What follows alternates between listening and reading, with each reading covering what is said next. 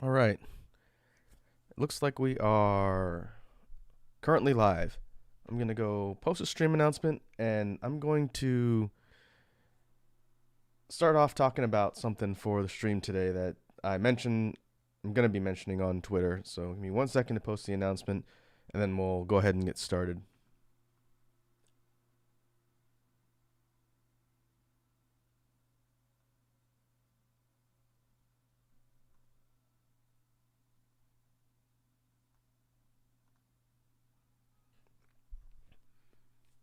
All right.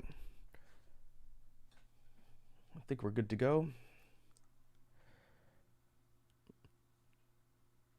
Now, before we jump into the media share part of the stream, which is going to be the focus today, I wanted to show off something that I teased on Twitter a handful of days ago. It's something that had been in the works for the last several weeks. And what we'll do is we'll go ahead and jump over what I've got to show you guys. And I think I'm going to let this thing run for at least a few minutes in case people tuning in the stream miss this little intro I'm doing right here. But I now have an animated loading screen for if I step away or when I'm getting ready to start the stream, or if I need to sort of pause things for a sec. In the past, I was using a real simple kind of janky loading screen that I put together myself. I did some really crude quote unquote animation things in Vegas and just layered it with an audio track. And it was functional, but really not that fancy. So I got in touch with someone that I know from online, someone you've probably seen in some of the streams, and if you've seen my interactions on Twitter, someone that I'm always arguing with. But actually, it's all in good fun because this person, who is a Canadian YouTuber slash animator slash streamer named Wazzy, representing Team Toxicure, I got in touch with her and asked if she would be interested in doing a commission for me for my loading screen. And so that's what I'm going to show you guys now. And she did a really good job. And I'm going to put the credits for Wazzy's channel in the description of this stream. And I got to go back and add it to all of my other stream archives and all my videos. And so it'll be there. So if you get a chance, please go show Wazzy's channel some love or tell her she did a good job on Twitter because I was really happy with the end results and it's really neat. So what we're going to do is jump over to the loading screen. I'm going to let it run for, I'll let it run for a few minutes so you guys can see the animation. It's got a couple little Easter eggs here or there, but again, it's really neat. So let's kick off the stream today with the official loading screen, and I can make sure I have my settings all good to go in OBS. Let's go ahead and do that.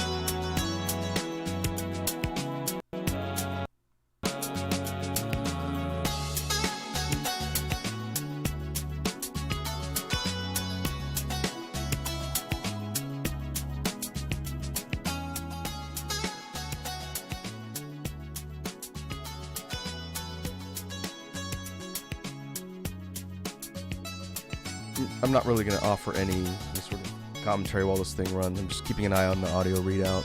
I can't hear it in my headphones unless I turn the stream audio on the YouTube page. So I'm just watching the audio readouts from OBS.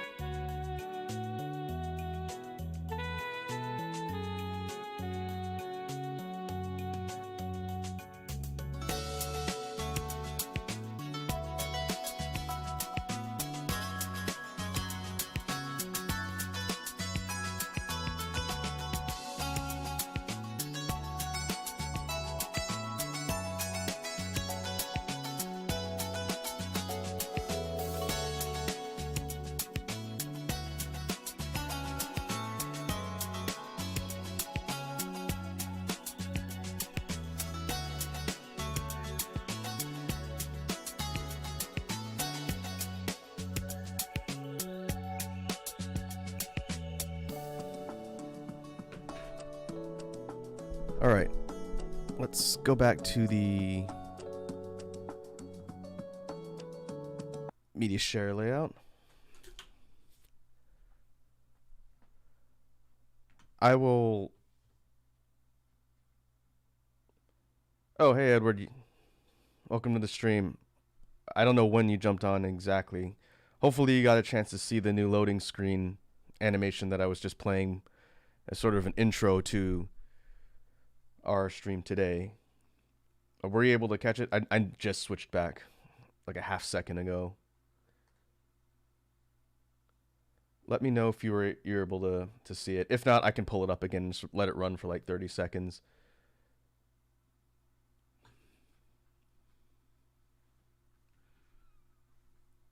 And make sure I'm on the right browser window for the actual step.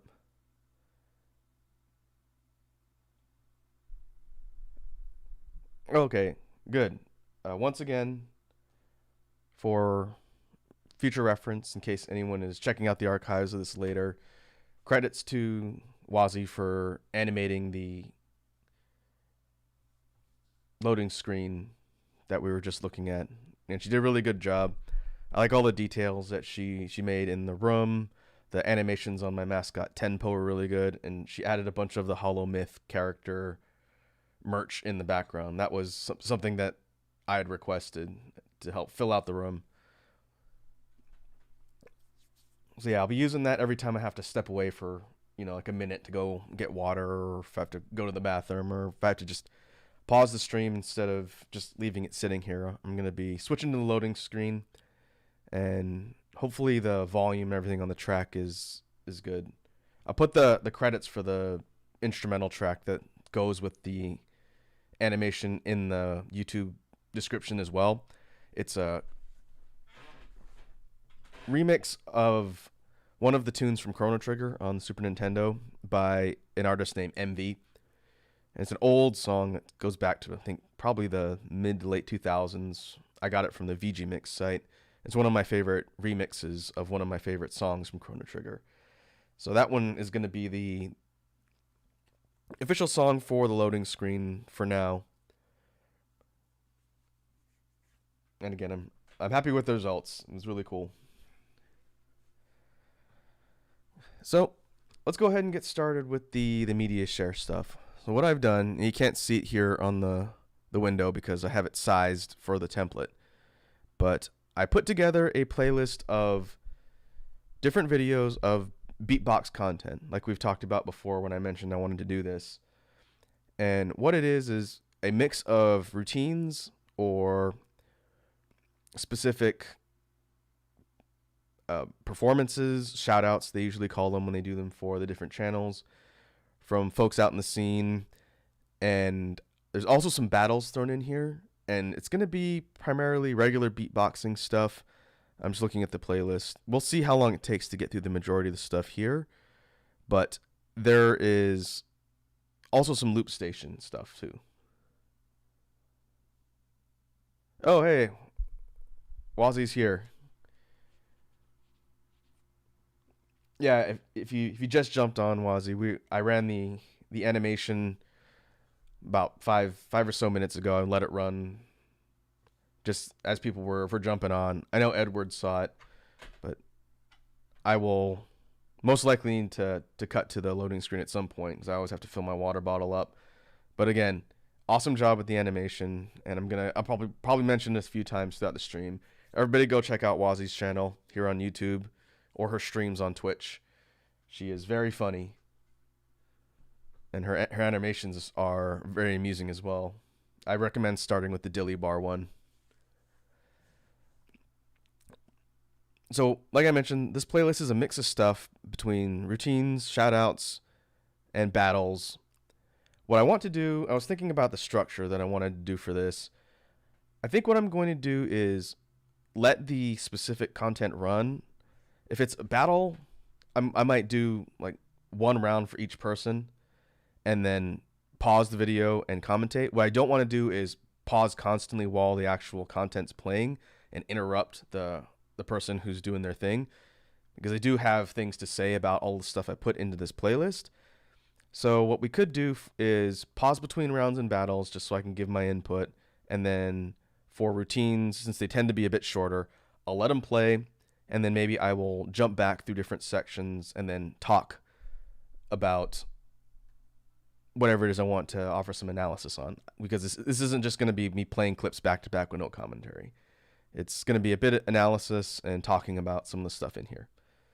So let's go ahead and get started. You guys can let me know if you have trouble hearing the clip volume. I have everything set to be pretty decently loud because I'm not planning on talking at the same time as the clip is playing.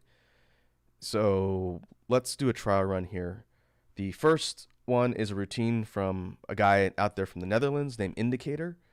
And his routine is called I'm an Alien. So we'll use this as sort of our benchmark for the sound levels. So let's go ahead and get started. Shout out to Beatbox International. Yo, what's up? My name is Indicator, and this is a big shout out to Beatbox International.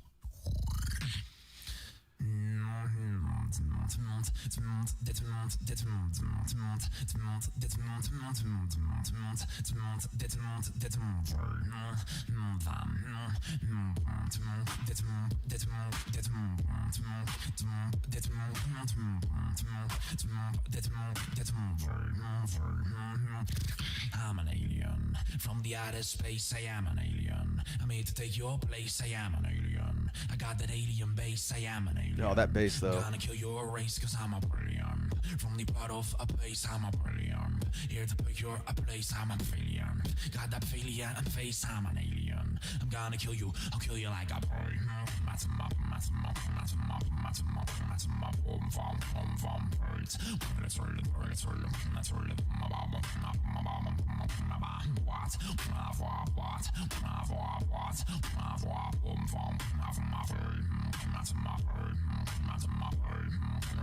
Alien flow.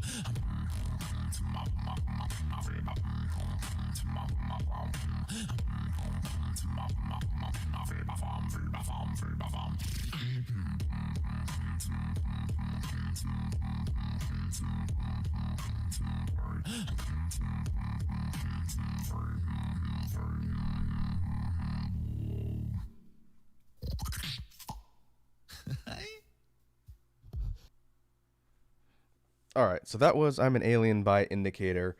And this one stuck out in my mind for a couple reasons. And the reason why I put it on the media share list here is for a couple noteworthy things. So first off, I hadn't heard of Indicator. I don't think he had really been super well known in the beatbox scene. This is from 2020. And I hadn't heard his name before, but when he dropped this particular shout out for Beatbox International, it got everybody's attention immediately because it's a super clean, super neat routine that he put together. And the thing that's noteworthy about Indicator's skill set that I wanted to talk about is his bass. If you notice, whenever he's got specific sections of his routine, like when he says I'm an alien, he puts his bass effect over it. And it's that really kind of low, resonating bass. And a lot of people were talking initially when this shout out dropped about, what specific bass variation is he using? What technique is that? And I saw a lot of people commenting and saying, well, it must be some sort of vibration bass, and kind of talking back and forth about the theory because it's a really distinct and clean. It's a super clean controlled bass, which is hard to do. It's cleaner than any bass that I'm capable of doing. But like, listening to the discussion back and forth, and eventually Indicator commented himself on the video. In fact, he's pinned further down in the comments. But the actual bass that he's using is one he developed. I'm fairly certain this particular style is something he created and kind of perfected over the last years or two, he said. And it's what he calls alien bass, and it's a polyphonic sub bass. And he has a tutorial on his channel. Well, if you're interested in learning how he does it, and it's very difficult. I've watched that tutorial, and I can't do it yet. The difference between his particular bass and a vibration bass is vibration bass is done primarily with the throat, and it's using a lower loosening in the vocal cords to get that sort of resonance and get that kind of rumble in addition to pushing it really low.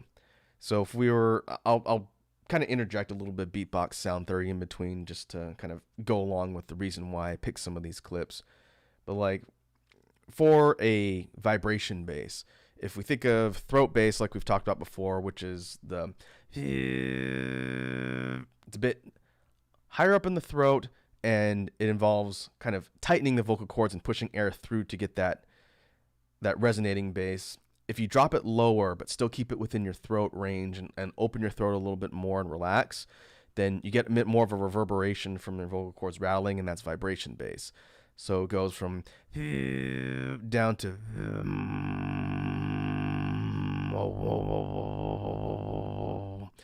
so it's not quite as tight. It's a lot more loose, and that's how you're getting the and Indicator's alien bass is different because it's not using the vocal cords. It's actually using polyphonic, like subharmonics, sung at a really low level and layering that with an actual bass sound that comes out. And again, it sounds different. You're not getting the same type of reverberation, but it's a very similar sound. But I think the way he does it has such a level of control that it sounds like you're running your voice through a distortion filter instead of just kind of like a reverberation layered on top. And it's a really neat technique, and it's very difficult to do. And the fact that he has it so clean and controlled for this routine is really noteworthy. So again, if you want to see how he does that, he has a tutorial on his channel where he explains how to basically sing at low enough register to get the subharmonics, and you have to pair that with an actual bass sound. It's pretty crazy. But yeah, shout outs to Indicator. Really, really neat technique and a super awesome routine. 3.7 million views. A lot of people definitely saw this one. So we'll go ahead and move on. This next one is another routine. This is from a really well-known pro out there in the competitive scene. This dude from, I believe, Holland, because he says he's the Dutch champion. This is Beatart. And Beatart is pretty well-known. In fact, he's going to be showing up in a battle that I picked for the media share a little later. But his specialty, he's got a lot of different things he's good at. So let's let his routine run for start over, and I'll talk a little bit about it. So here we go. Again, give me any feedback on the clip audio, guys, if you're having trouble hearing what's going on.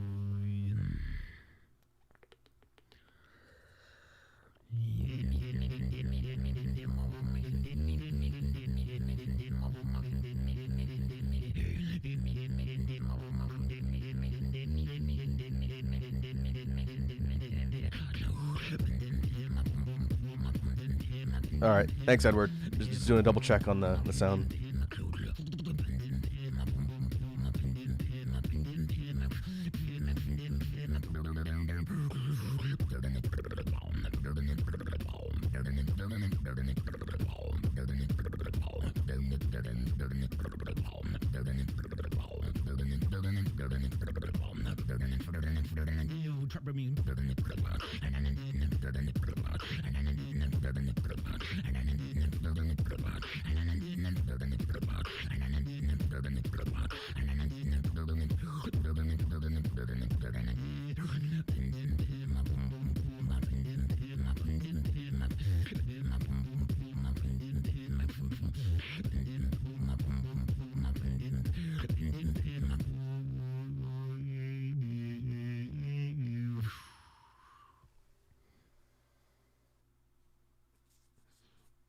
All right, that was Start Over by Beatart. And a couple noteworthy things I'm going to actually jump back through the video a little bit to talk about. There's a whole lot of techniques that he's doing here, a mix of inwards, outwards, basses, and a lot of technical sounds. I wanted to hit on a couple. So at the start and at the end of his particular routine, let's see, where is it?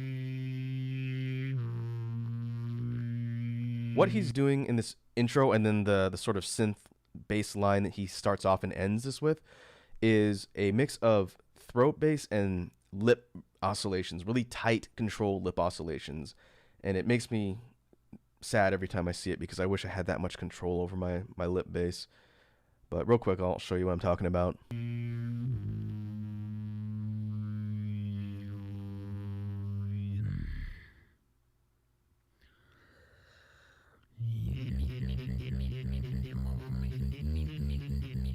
that right there, that pattern, which to my understanding, I could be wrong. My understanding is that is a really controlled throat bass being sort of layered together with the real tight lip oscillations and basically switching between them so quickly it sounds like it's one sound. And that is incredibly difficult to do. I haven't seen too many other beatboxers that can do that particular combination of sounds that well, but it sounds really cool, and it sounds really cool on a mic too because he's done this one live. Really good control, really good bass control, and again, these are all outward sounds.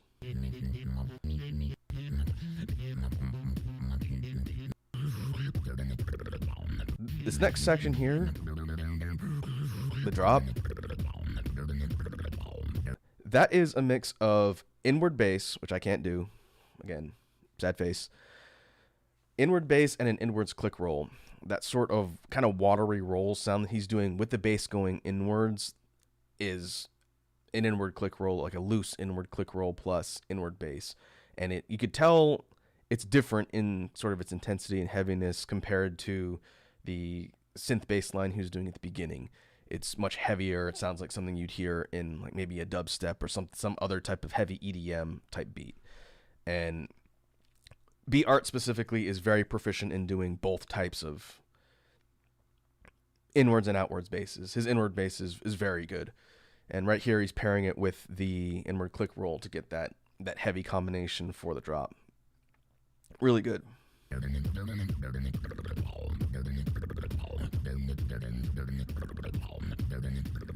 And basically what he's doing for the part where he's going do do do do do do, he's doing an outwards like a throat bass, and then he's doing the inward bass plus click roll for the really low parts. So he's switching between the two really flawlessly, and that's incredibly difficult to do. Yeah, once again, shout out to the Beatart. He's one of my favorite beatboxers, very technically proficient in a lot of different sounds. We'll go ahead and jump to the next one. This next one is a routine from a dude from the States. This is Kindo out of Las Vegas. And this is his routine for the Odyssey beatbox competition from 2020. I think they did the whole thing online. So the wild cards or the routines, elimination submissions were all done via submitted video. And so this is his. And Kindo is noteworthy because he's been in the scene for a handful of years. He's been on Swiss Beatbox and gotten shoutouts here or there. And he's competed at a decently high level as well.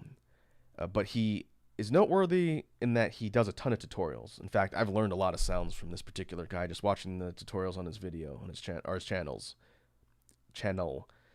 And I've talked to this guy before on Discord and whatnot. He's a super nice dude and really chill and proficient in a lot of different sounds. So let's take a look at his routine for Odyssey. Hello, this is Kindo, and this is my top 16 for the Odyssey OSB. Hope you guys enjoy.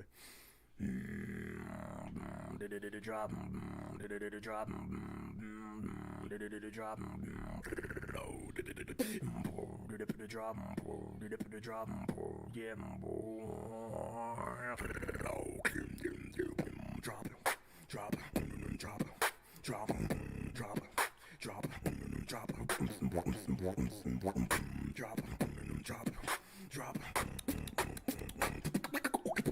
One.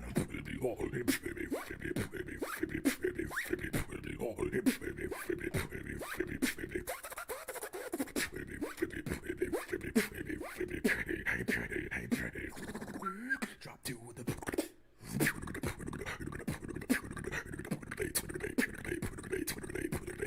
oh yeah.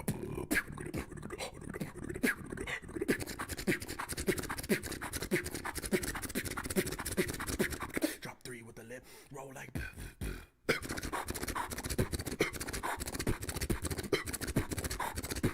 now we double up.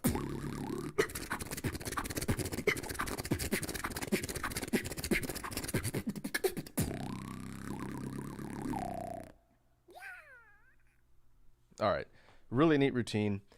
And this particular entry in this competition was a slightly remixed version of his original Swiss Beatbox shoutout. You can find it on their channel. It's not in the playlist here, but it was when he was maybe 5 or 6 years younger, and his name was actually Catastrophic Beats, and he changed it to Kindo later because he said people kept misspelling it. But what he did was he remixed that routine for this particular competition. So a couple things of note.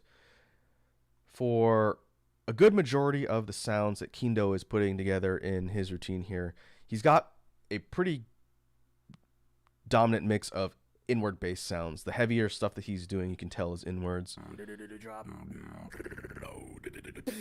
So especially there when he's going low before he's getting ready to build up to the first drop. That is an inward bass, and he's mixing up some sounds in between, but that's how he's doing that first drop. Though I believe that's a vocalized chest bass. So he's doing kind of a mix of the inward, again, which I can't do. I'll probably mention that 50 million times more on the stream. But then he's switching up to a different type of resonating bass to switch up the sounds, and that's how you're getting the and then he continues to build the drop up to the drop.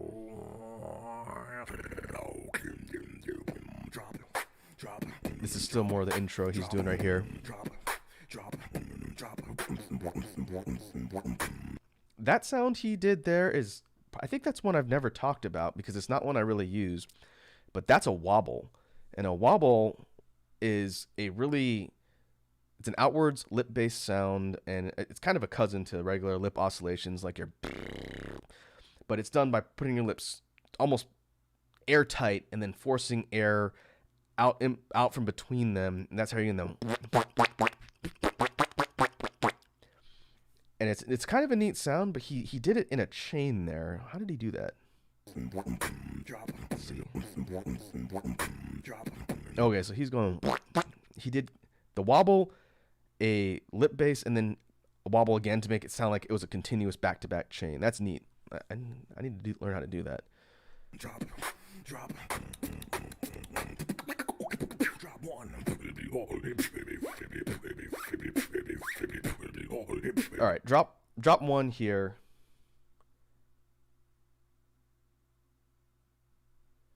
Oh, Edward says, nice of him to have explanation of the routine in the routine.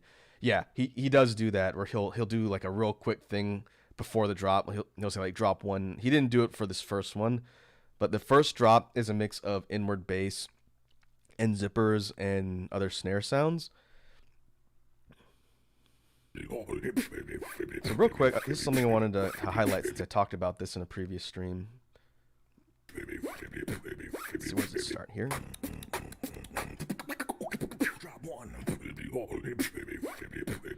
Alright, so he's got this dubstep rhythm that he's doing, and again, I can't do inwards bass, so I can't really demonstrate what he's doing specifically. But you can tell that he's varying the inward bass with outward breaths. And so if I were to do real quickly like an inward drag type rhythm that we talked about in the last jam stream, so I'm bringing it up, the rhythm itself would be like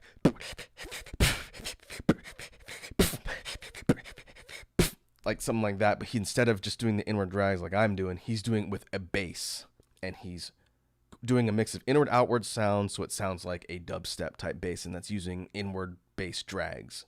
Really neat technique and a good way to employ that type of sound, because again, you're already taking air in, so now you're creating that rhythm inwards and outwards. And then as he's going through this particular drop, the real high pitched sounds he's doing, he has a little hand motion. Those are zippers, and he goes upwards in sound, which is also very difficult to do.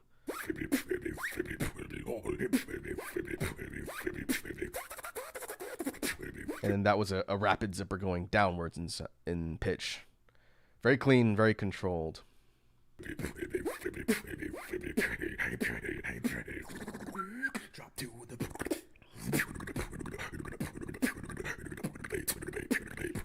This one's a little bit harder for me to dissect because it's using sounds that I can't do.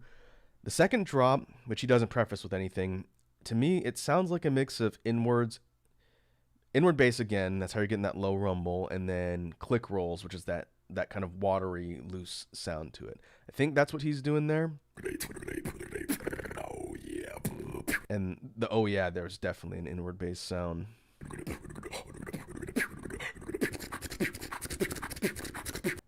what he's doing here at the end is a mix of lip rolls and snares, and that leads into his final drop, which I did want to talk about. I know I'm dissecting this one a little bit more than the others, but it's because there's a lot going on here. So let's let him do the drop. Drop 3 with the lip, roll like. All right. Third drop, which I think is the most impressive of the 3, is using his signature lip roll. I think it's just called the Kindo lip roll, which is it's an inwards lip roll that has like an inward outward component to it. I can't do it. I'm trying to learn this one. It's pretty tough to do. But if you think of the regular lip roll, which is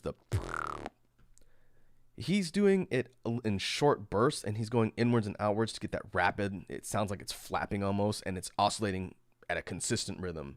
And it's a really neat variation on inward lip roll, one that I think a lot of people are really interested in. And he's doing a mix of cough snares instead of the PF snares he was doing before. Now we double up. That section he did right before he switched the rhythm up is a hollow lip roll. Again, that's something, for some reason, I have a real tough time doing hollow lip roll sounds. It could be that my throat's not used to that particular motion. I'm also working on that. But he did a hollow lip roll inwards, and then he goes into a double time, sped up version of the lip roll he was doing at the start of drop 3.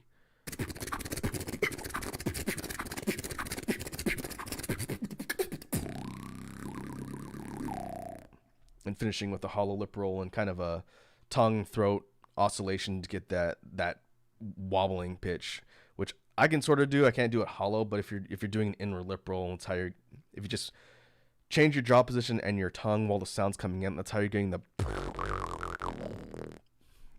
And if you do it hollow, it sounds even more different as the tone varies.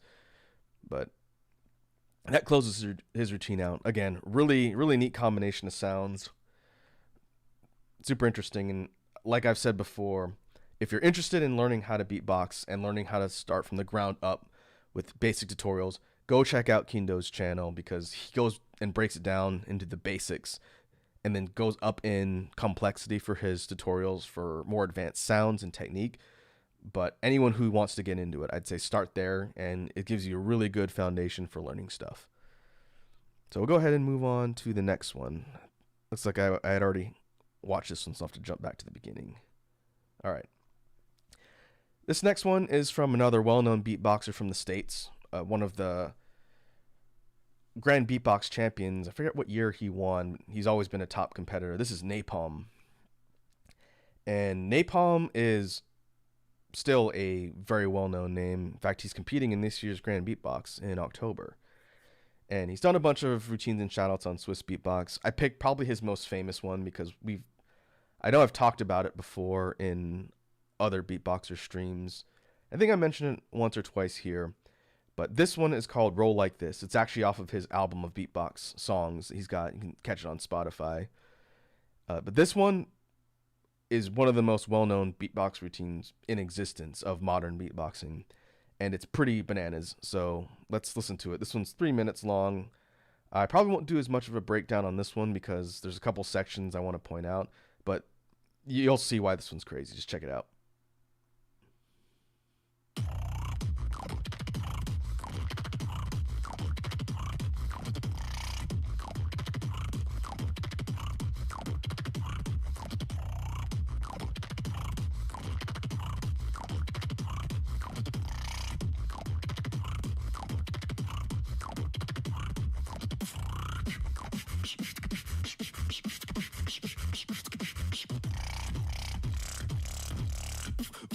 You can't roll like this, like.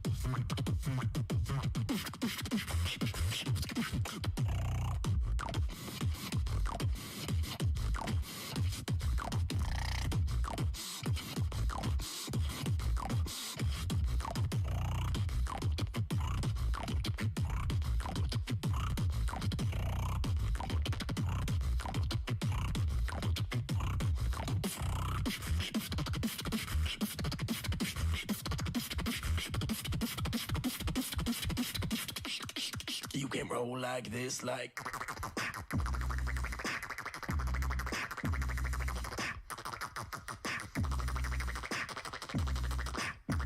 Get high. Oh, all the lip rolls. You can roll like this, like.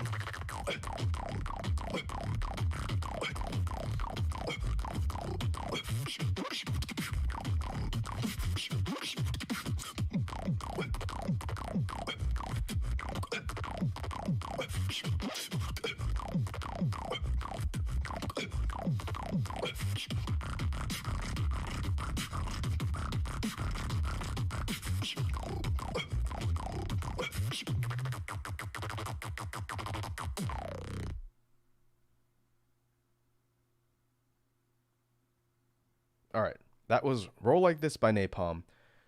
So for those that have tuned into the Beatbox jam streams and stuff that we've done in the past, you may be able to figure out what beatbox technique this routine put on the map and is at the forefront of the focus for the routine itself.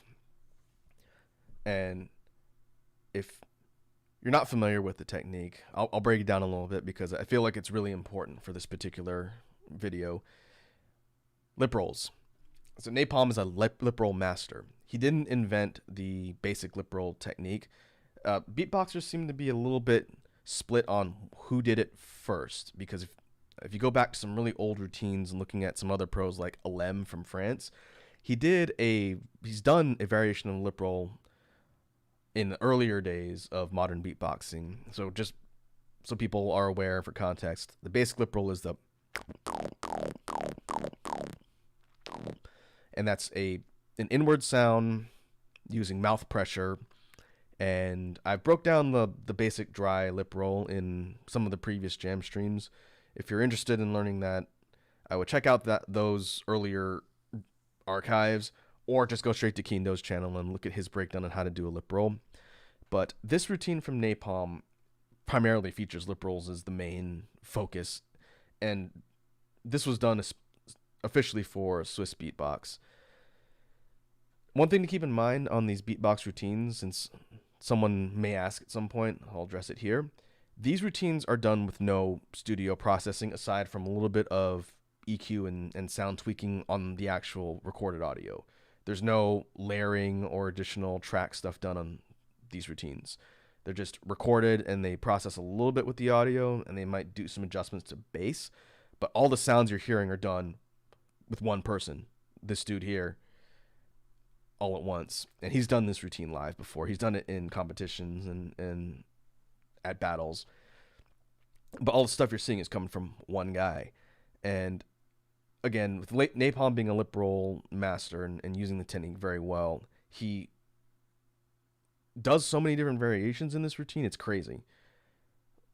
You have the basic one. He does hollow ones, which I can't do. And he mixes it up with his really good cough snare and his throat kicks and other basses he's doing in between are what's sort of building the whole song. But it's heavy.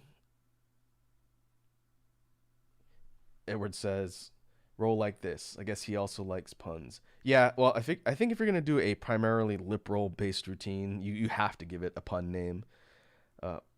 Hey, Fearful Milk. What's up, man? Welcome to the chill stream. Hopefully you enjoy the ride as you take a look at beatbox clips. But let me see if I can highlight a couple sections here.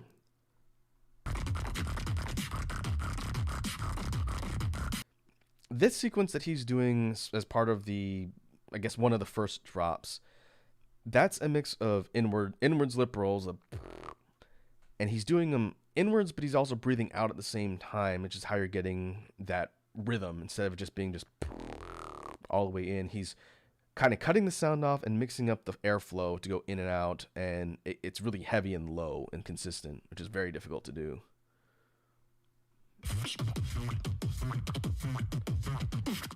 That was a mix of wobble sounds and tighter lip rolls and PF snares building up to a drop.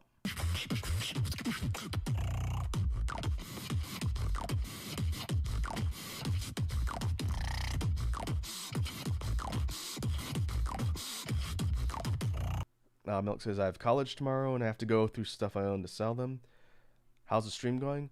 Oh, the stream's going good. We are a couple videos into the media share playlist. I showed off the brand new loading screen animation, which I'll probably cut to a little bit later so folks joining can see. Since, again, I'm really happy with the way that turned out. And I think Wazzy might have left already. I don't know if she's still on, but if she's still here in chat and she shows up, make sure you tell her she did a good job because the animation she made is awesome. But let's see. There's one other section of Roll Like This I wanted to highlight because it's something I can actually speak to. And it's the last major drop he did.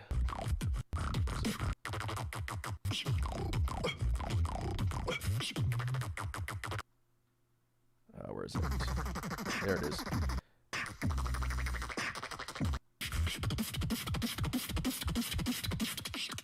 You can roll like this, like. This is the last drop. It's a lot higher and tighter of a lip roll, but the part I wanted to talk about is coming up here. Get high.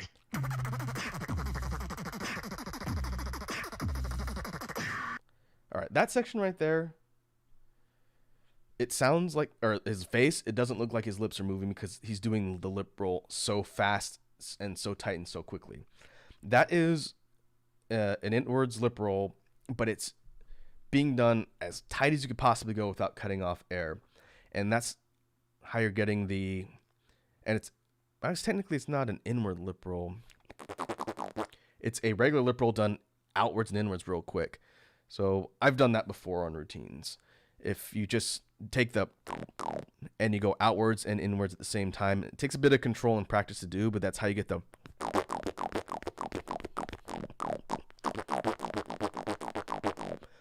pretty good and versatile. Edward says that sniffle sound is fire though.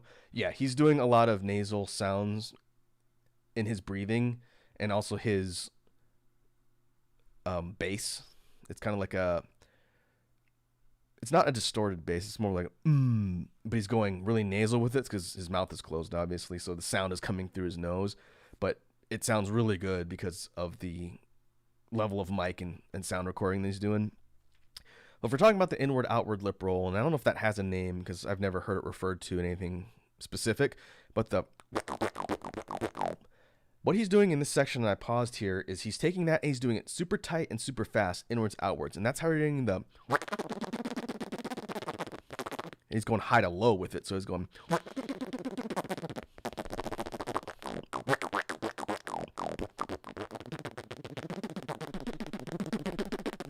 It's really neat technique, and it changes the way the lip roll sounds when you tighten it up and you do it that fast, but boy, does it make your mouth tired. If you want a good endurance drill, if you're learning lip rolls and you want to get better, just do that. Just do it as fast as possible, as long as possible, and you'll immediately get face cramps. But it's pretty noteworthy because I don't see a lot of people do that. But yeah, Roll Like This is one of the most famous beatbox routines out there in the scene. Anyone who's been at it for a while, if you say, have you heard Roll Like This, they'll say yes, because everyone knows this one. But it's good. All right, let's move on. This next one is from a group from Japan. So the group is called Sarukani.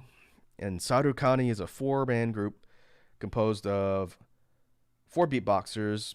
I'll see if I can point them out in the real quick shot here. It's called Sarukani Wars.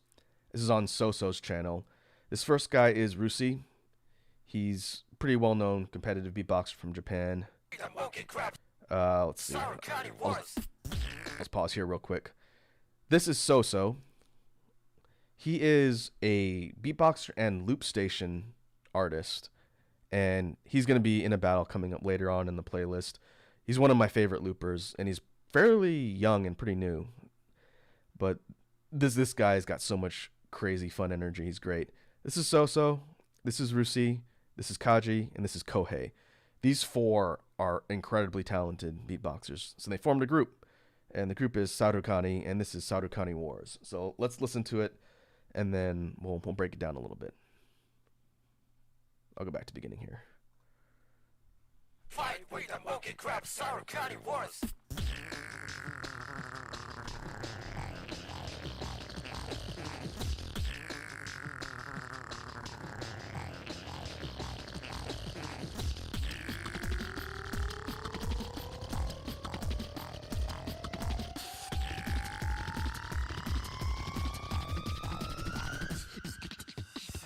drops and scrub your head, raise you a scissors. The word of the funky blast, don't be afraid.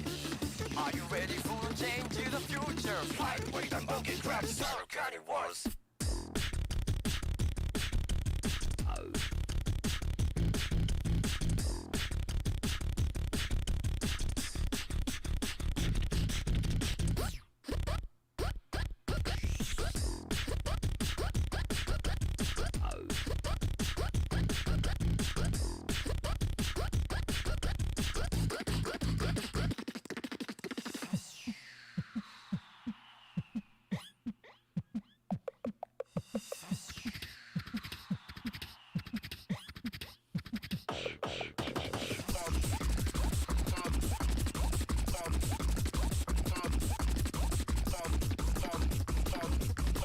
Fight with the monkey crab, Sarukani Wars.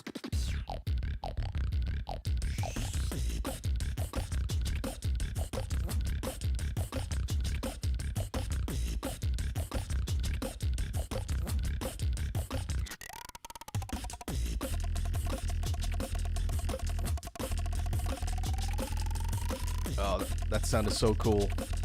We'll talk about that one.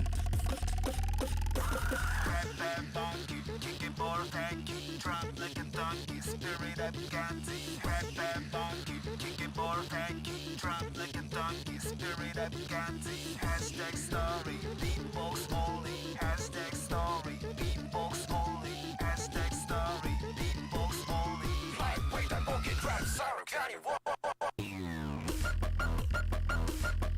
Oh, that drop though.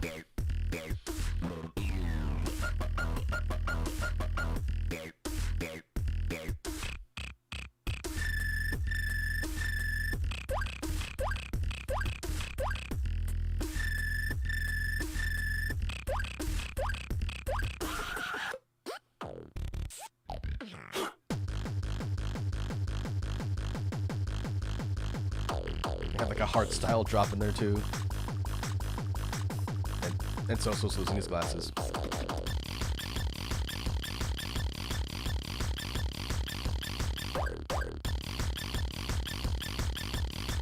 with the monkey crab, Sarukani Wars. All right, this one's also on Soso's album. I think it's featured on Beat Pandemic. He has music up on Spotify as well.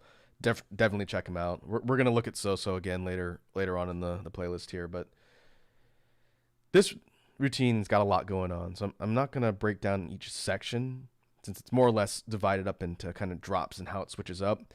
But they've got kind of this high-speed drum and bass pattern. Milk says, one group I love like this is called Spiral Mouth. I think I've heard of Spiral Mouth. They might have been featured on Swiss Beatbox, actually. I'm going to take a look. But what I like about this particular routine, this one has a bit more production because it's done with four dudes and they have to sort of edit everything together. I don't think they did this in a real-time take. They might have, because these guys are all in the same area in Japan, I think. But the technical competence of each of these four, Soso, Rusi, Kaji, and Kohei, is highlighted really well in how they constructed the track, and they kind of focused each of the breakdowns and drops in the routine based on how they wanted to emphasize who's kind of taking the lead. Soso's specialty is really unique sounds, and if I can call out, where is his section here? This right here is a hollow inwards fry. A vocal fry is like a really, it's when you pitch your voice really low and kind of let it rattle in your vocal cords. It's a bit hard to describe, but it's that kind of noise. Some people do that when they talk. Like I think the famous video, it's like a compilation of all of Kim Kardashian's vocal fries when she does that when she talks, which is really funny. Anyway, that sound that Soso's doing here, he's doing that sound inwards.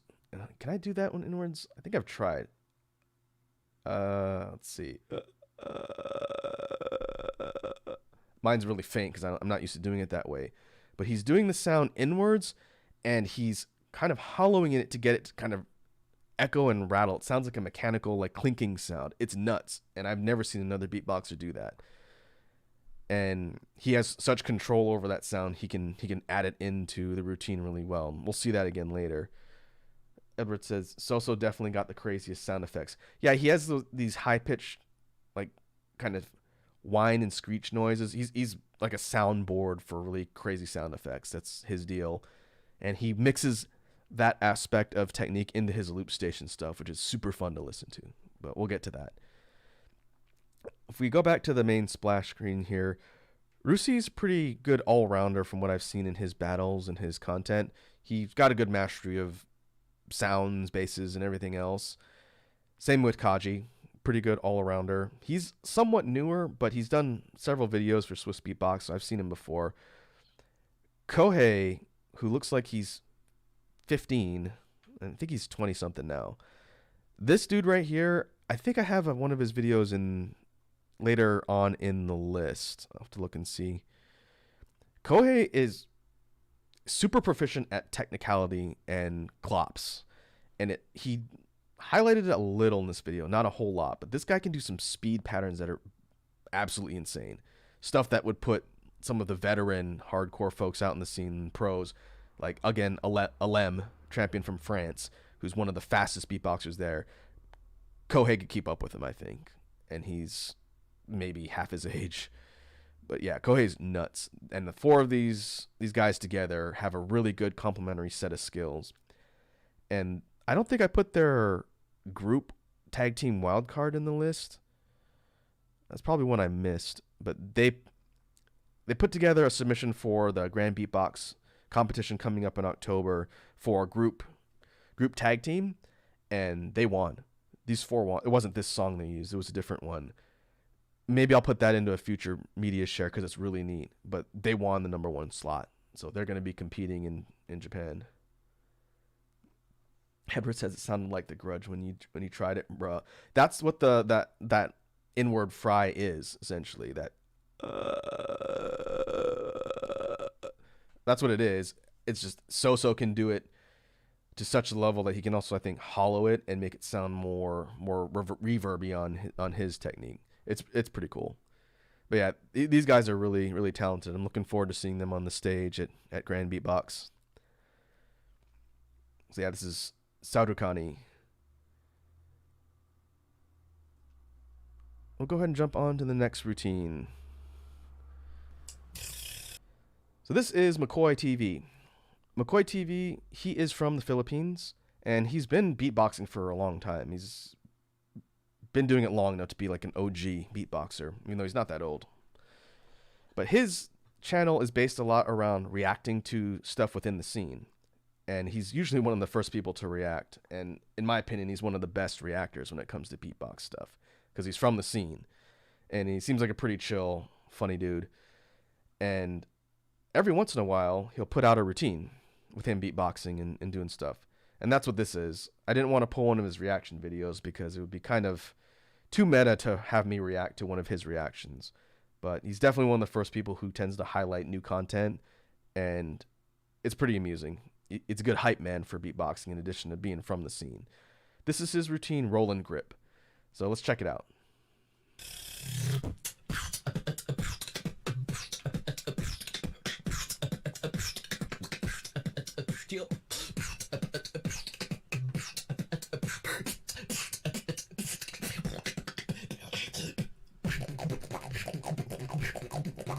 That inwards outward lip roll.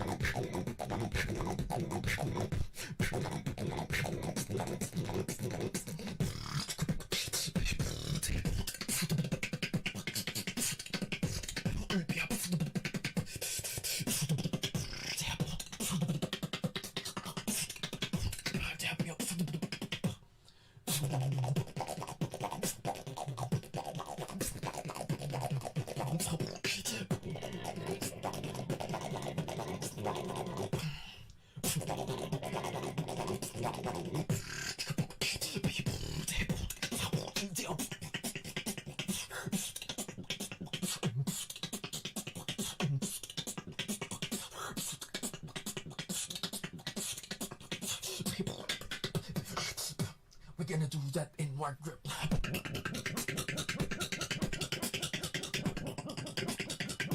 Nice. That's his signature sound.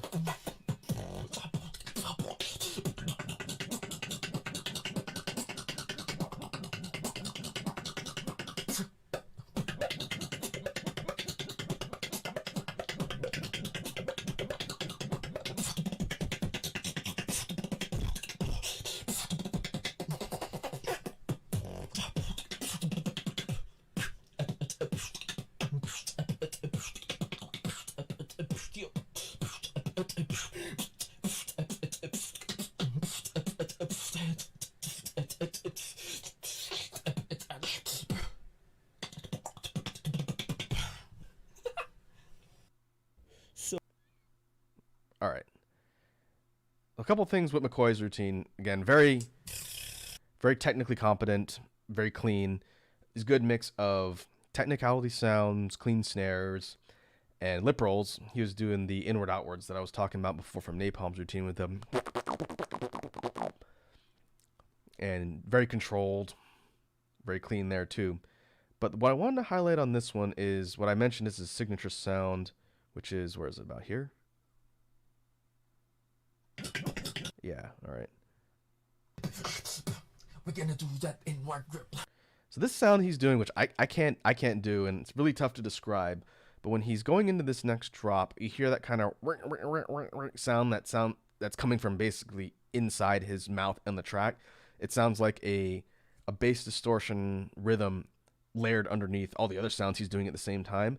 This is McCoy's signature technique called inward grip, and I haven't tried to go back to learning it recently. He's got a good breakdown on his channel for doing it. It has something to do with, I can't remember if I think it's an outward sound, but it's basically using muscle control and mouth rhythms to get that noise, and it makes it so you can do it in conjunction with other things because it's not really using any dedicated breath from what I remember, but it's super unique, and it's pretty distinct when you hear it too, if you just listen to the drop again.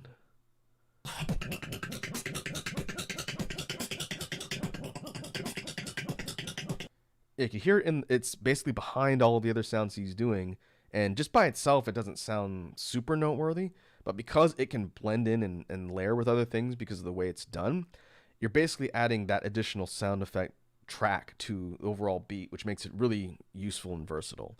I got to learn how to do that because it's a neat sound, but it's not easy to do, and it's difficult to control at the level that McCoy's doing here. It's really neat though, and I think it's pretty noteworthy. Other beatboxers, I know Maddie Beats, who's also from the Philippines, she must have learned it from McCoy because I've seen her do it in a routine before. But really crazy and really clean routine. This one's fairly recent too. This is from 2020. And again, shout out to McCoy TV. Super fun guy. Check out his channel for good reactions.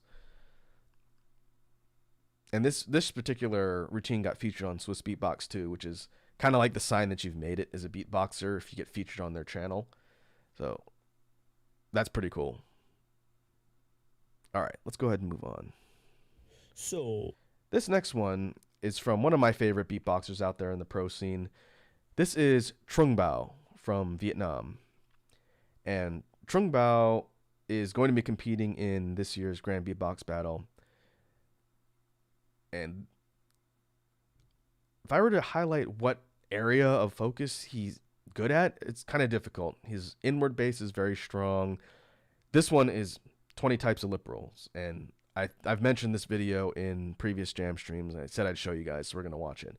But this is a selection of lip roll variation techniques that he put together for this. There's more than 20 types of techniques out there, but he grabbed 20 of them and put them into a video. And it's pretty nuts. So let's take a look. how many types of lip rolls are there?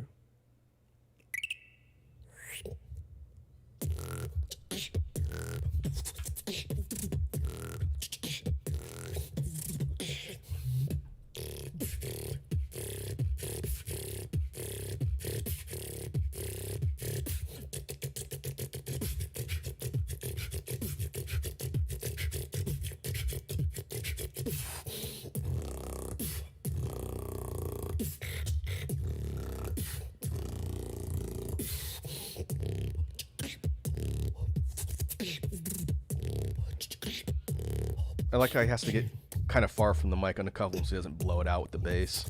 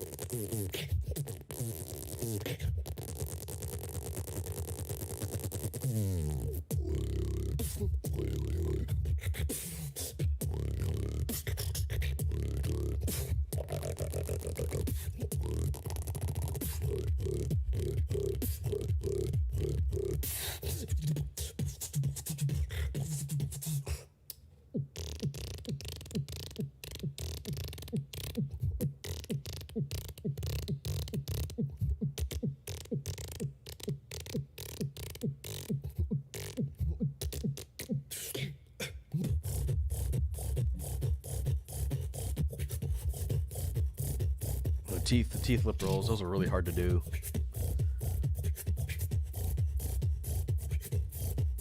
Mixing up with inward drags too.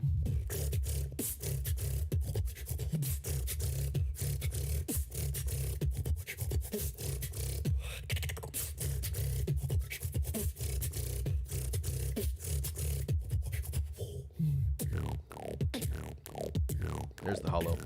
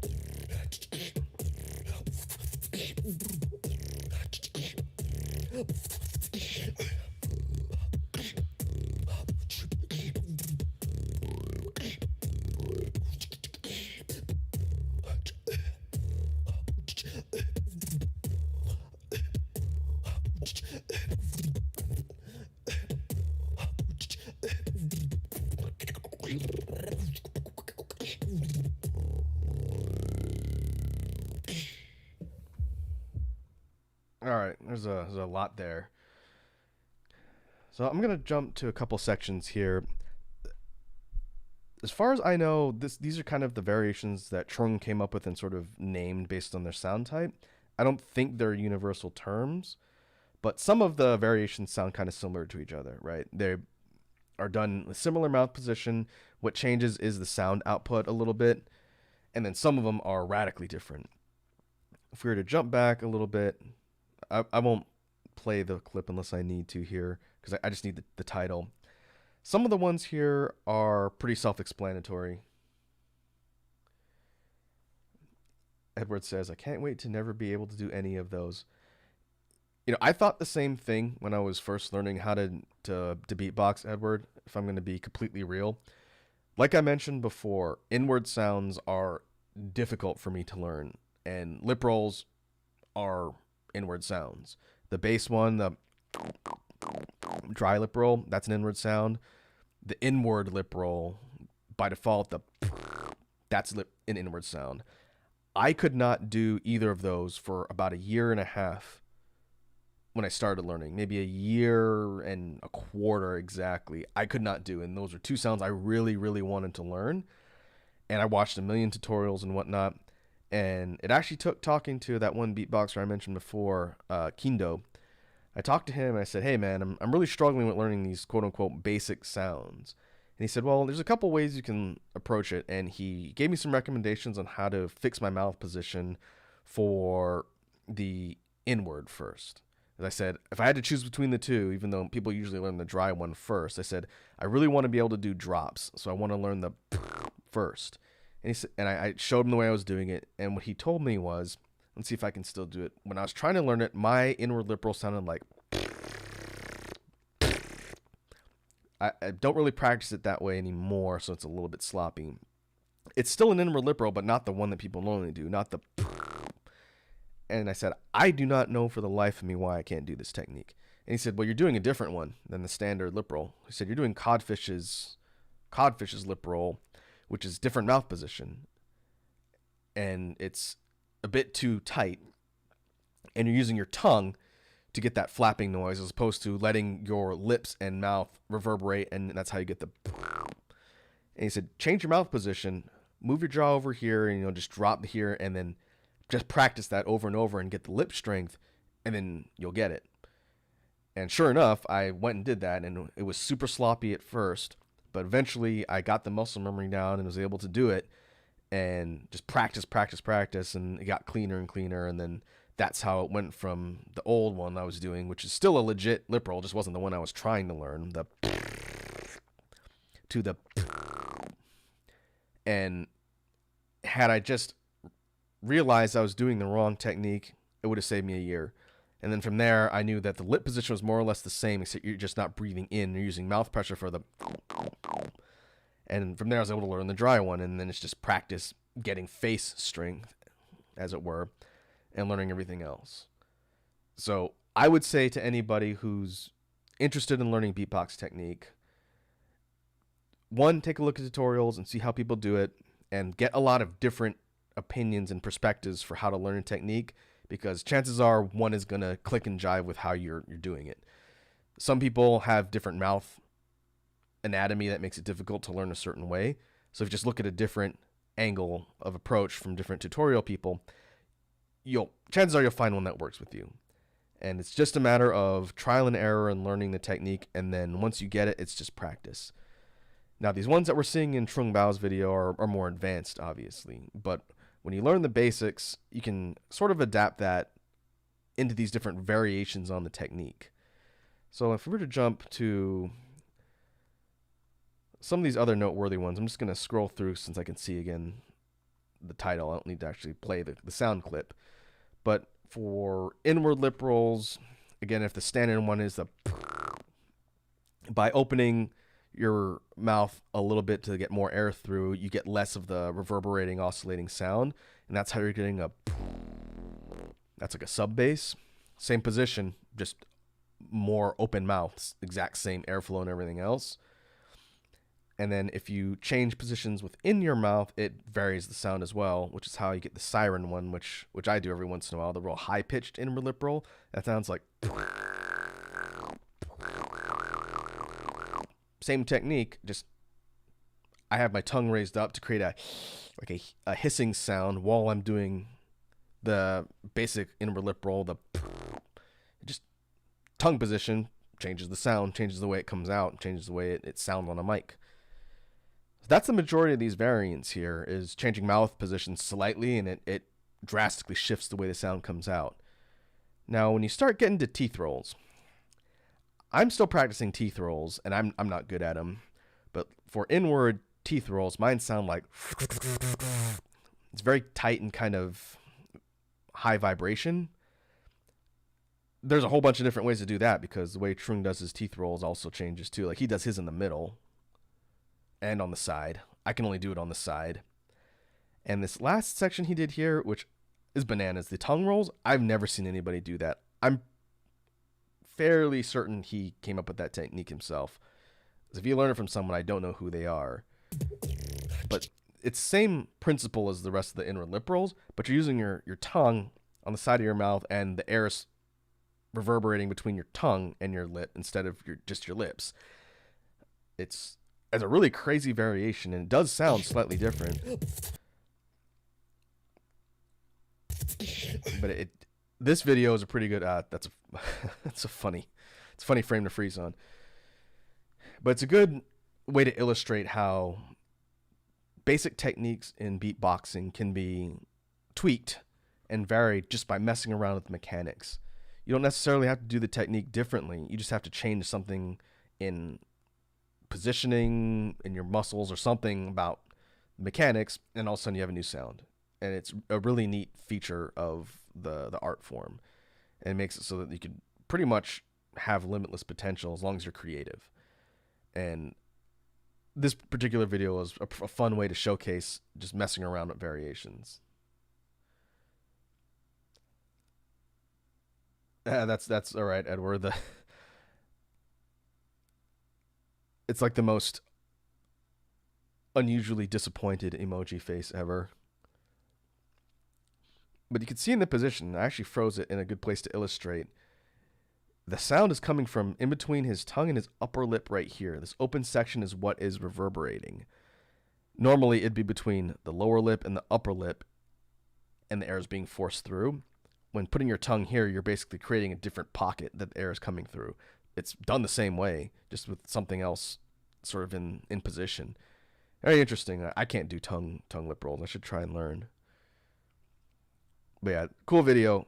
Again, Trung Bao's one of my favorite beatboxers. He'll show up later on in here too. But let's move on. Next up, we've got Hartzel from Malaysia. This routine is called Bounce With Me / Kau Ingat Kau Gempak, which I think people are saying in the comments it translates to something like you think you're cool or something in Malaysian. But Hartzel's a pretty well-known pro from the Malaysian scene. Really talented dude. So let's check his routine out.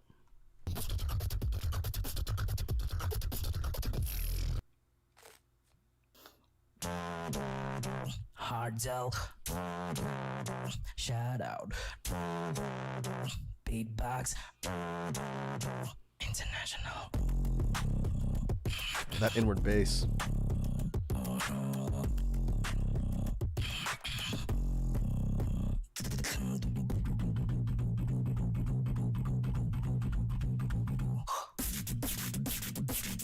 I put you in your place when I hit you with that baseline.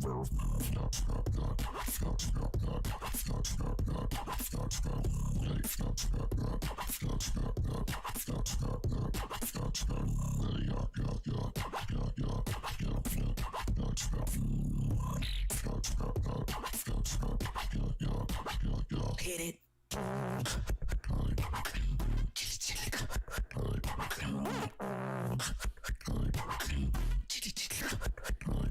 Okay.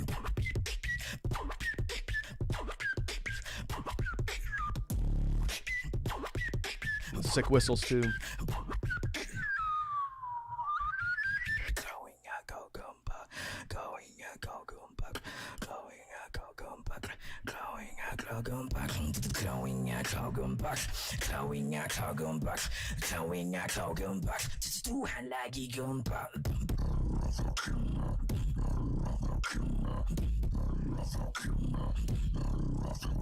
Inward bass again.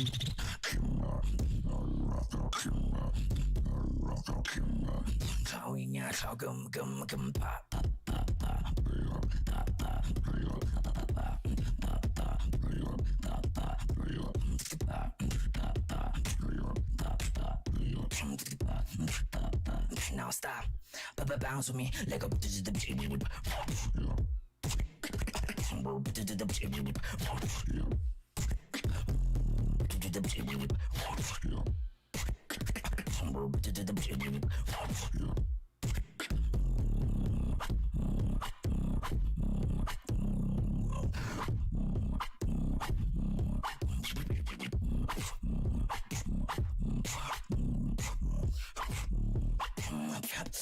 From the flow line.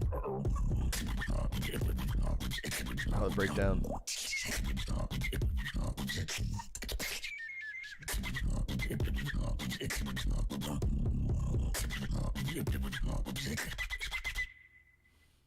Yeah.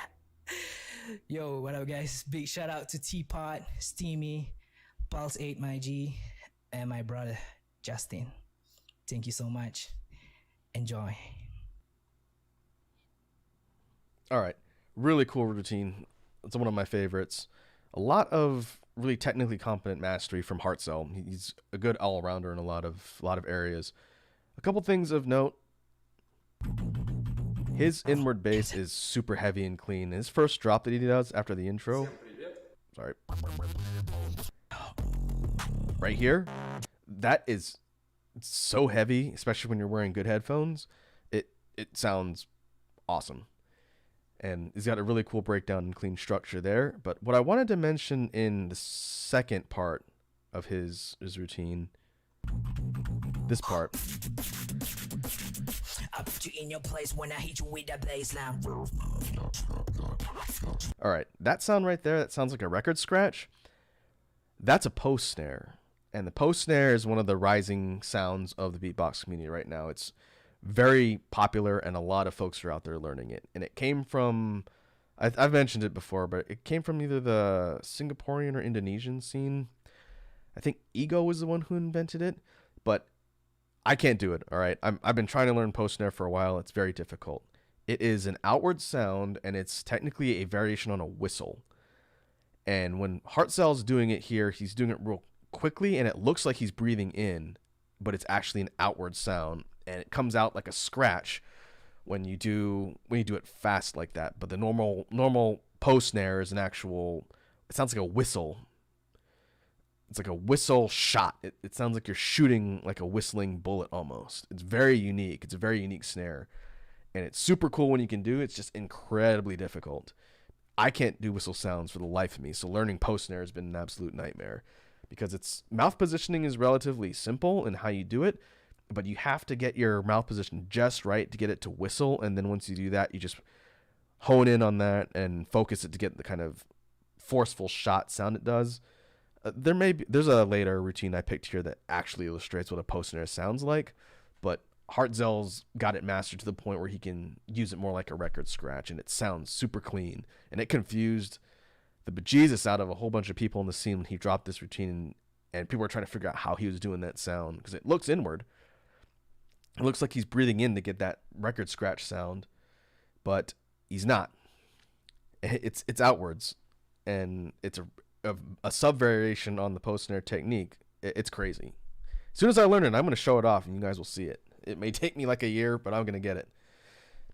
Edward says, can you whistle? No, I can't whistle. I can't whistle outwards. I could sort of whistle inwards, but the position is really weird, so I can only do it in like the scope of beatboxing, but like that's the extent of my whistling. It's more of a forceful whistle as opposed to like a melodic outwards one, and I use that in what I call the whistle shot for beatbox sounds, and that's the which is actually like a fake post snare. The post snare sounds a lot like that, but it's more whistly and outwards. But that sound for me, that's the only whistle I can do. And Hartzell actually shows off a regular tongue whistle later on. Let's see if I can find it. Go. There it is.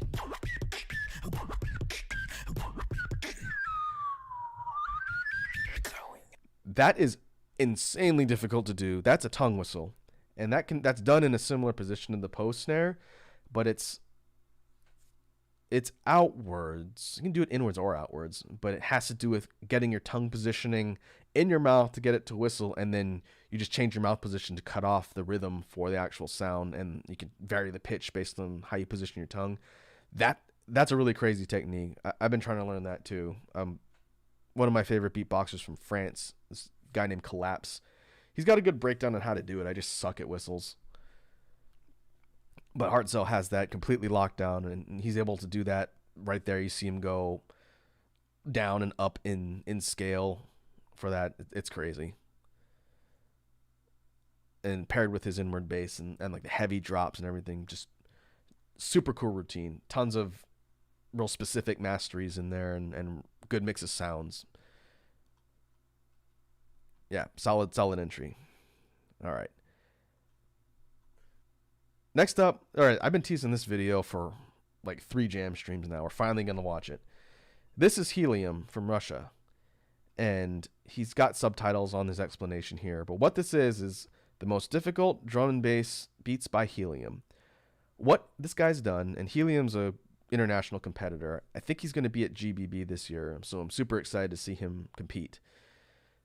But this guy is a technical monster. His inward bass and a lot of his other sounds are also really, really good, but his technicality, again, I want to highlight the technicality for this video, which I've talked about before on many jam streams. What he's done here is he's put together speed patterns for drum and bass type routines, and he's going to do them on camera at full speed, and he's going to put the notation on there, which he explains in the description here about what the notation means, because it's basically like tablature for guitars for the rhythm patterns and sounds he's doing in each of these sets. So right here is a legend for what he means. They're pretty universal terms, like a B means kick, or a D means like a D type kick. T's hi-hat, T in parentheses inward, hi-hat. K's the letter K, I inward breath and whatnot, because you're going to see when he starts doing these, there's a whole bunch of notation that explains how to do the rhythm he's doing. And all I can say is I hope I'm this good at technicality someday. So what I'm going to do is I'm going to play all of the routines he's going to do. He basically does them all at full speed, then he goes back and does them slow. For the sake of content here, I'm not going to focus on the slow breakdowns. If you want to actually watch his breakdown of the rhythms to learn them, then check this video out. You can find it on his channel. But I wanted to show off the speed patterns he's doing just to show what technical mastery when it comes to technicality patterns looks like. Because again, my technicality is garbage, but this is what the pros look like when they do it. So check it out. Всем привет! Сегодня снова с вами я, Петр Саранча, Helium. И в сегодняшнем видео я хочу показать самые трудные, самые прикольные драм н бейс биты, которые я умею делать. И также распишу каждый этот бит по звукам, чтобы ты мог их повторить. Первая часть видео это будут биты в оригинале, то есть быстро. И вторая часть видео это будут те же самые биты, только в замедленном виде, чтобы тебе проще было их повторять. Как обозначаются звуки, ты в принципе уже должен знать из прошлых видео. Вот тут оставлю такую таблицу. There's the legend for the sounds too. Можешь поставить на паузу, если нужно. И транскрипцию каждого бита я также написал вниз, можешь посмотреть, если нужно. Погнали.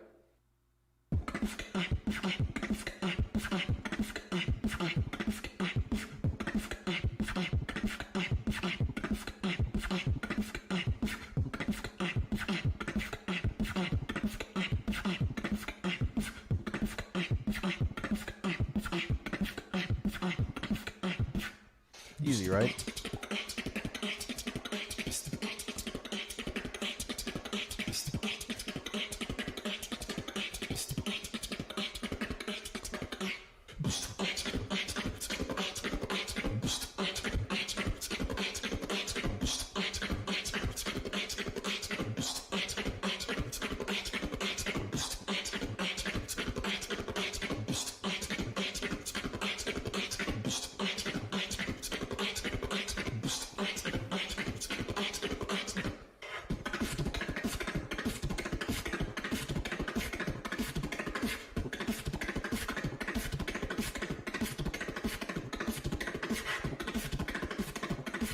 Picking up the speed a little bit.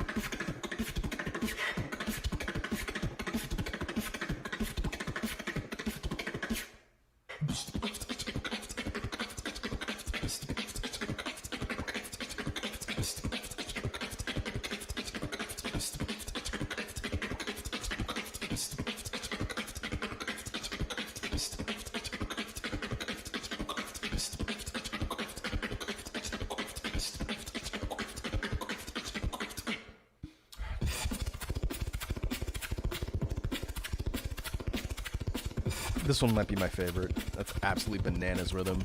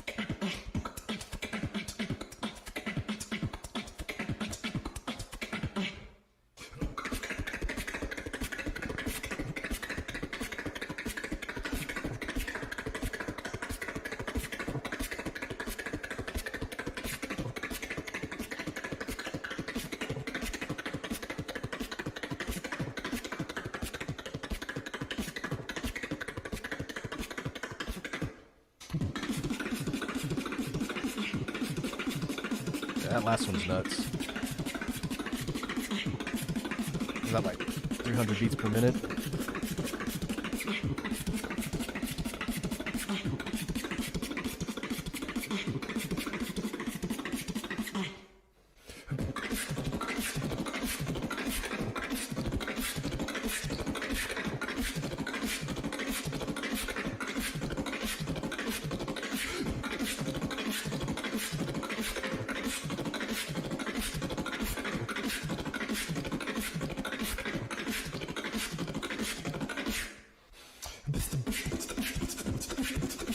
I forgot about that one.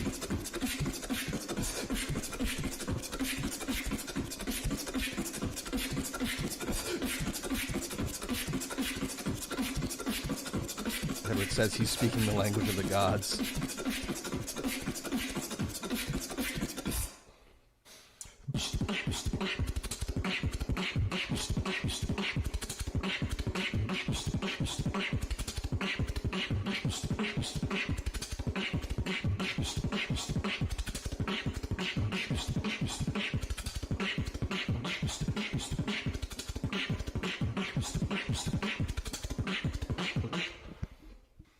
Медленно. All right, now he's going to go into the slow motion breakdown, which we won't watch for the sake of the video here, but to do a little bit of commentary on the stuff here. Obviously, the routines that Helium's got are absolutely bonkers when it comes to speed and precision, right? The key for technicality, and this is what I've mentioned repeatedly on streams when it comes to sound theory and technique for learning this stuff. The sounds he's doing here are not difficult sounds. I think anybody can do the sounds isolated that he's doing here. His snare, which is the KCH here, his K snare that he does is a unique sound to his. It's done differently than like a regular inwards K, like a, or an outwards K, like a, or even the rim shot, which is what I think you would normally substitute in there if you weren't doing this particular type of snare. In his patterns here, the KCH would probably either be a rim shot or an inwards K. So but the rim shot, again, is the breathless, faster snare. It sounds like. But all these patterns here are learnable. I'm trying to learn some of these, but I don't have a good enough grasp of technicality to be able to do them fast anyway. But the whole, and here's the notation for all of them here as well. The thing that's fun about this type of technique for beatboxing is that, again, once you know how they're done, you have to learn them slowly. So for any of these, you do the notation individually and you do it very slowly and kind of learn what the pattern is and memorize it. And then you slowly practice doing it faster and faster and faster until you get muscle memory. And then after you've practiced it enough times, then it becomes kind of rote memory and you can just bust out the whole thing. But it's just grinding and practicing, getting that muscle memory is what takes the longest. It's not a matter of anatomy. It's not a matter of strength or any sort of physiology. It's purely practice and muscle memory and learning rhythms, which is kind of cool. It means that anybody can eventually get to this level. They just need to practice and learn, get familiar with how to construct the beat. And Helium's kind of an OG. He's been around for a decent amount of time, so he's obviously got years and years and years of practice with technicality. But this is a good example of how to use those tools to create really impressive patterns and things to fit into beatboxing routines and structures. And it's really just a matter of putting sounds together and figuring out how to make them flow and then getting good at executing said sounds. It's a really neat component. Some people, when they're learning beatboxing, choose to focus in different areas, right? You might be a type of person who's very melody and song driven, and we're going to see some folks in the list later here that have that type of style for their beatboxing. Some people are technical. They want to learn how to get speed and stuff like we see here with Helium's routines mastered so they can do that. Some people want to go for bass. They want to be able to do inward bass, all of the crazy distortion basses, and all that stuff because they want to go for heavier sounds. We're going to see some folks in the list later that have that type of focus for their sound. I personally did more of an all-rounder approach. I didn't focus on any one area, which means I'm not super proficient in any one area, and I'm constantly trying to improve and get better. And technicality is one of the areas that I've been focusing on a lot in these last few weeks, and I'm going to continue to drill to sort of build that proficiency and be able to start experimenting around with things like this. So, once again, stuff out in the scene is a great tool for seeing the extent of mastery and what your tool set could be. It's not really meant to discourage you and say, oh, I can never be as good as a guy who's been doing it for like 10 years. That's not really the case. It comes down to practice and learning, constantly improving. We'll go ahead and move on. Next up, we've got the solo wildcard for Grand Beatbox Battle 2021 from River, a pretty well-known pro beatboxer from France. The way the wildcard system works for Grand Beatbox is people submit their wildcard videos and they're judged by a panel of beatboxers and ranked, and a certain amount of them are given slots for the actual competition. And that's the one that's being held in Poland in October. And Rivers came in first place. It's not really a spoiler because I don't have all of the other wildcards in here. There are a few from this year, but Rivers won. And this is a pretty different approach to beatboxing. That's why I wanted to include it in here. So let's have a listen. This one's called My Way. What's up, guys? My name is River. I'm from France, and this is my solo wildcard for the GBB 2021 World League. Let's go. I need a break. I'm going to boost the volume a little bit. It's a little soft at the start. I need a brain to find my claim.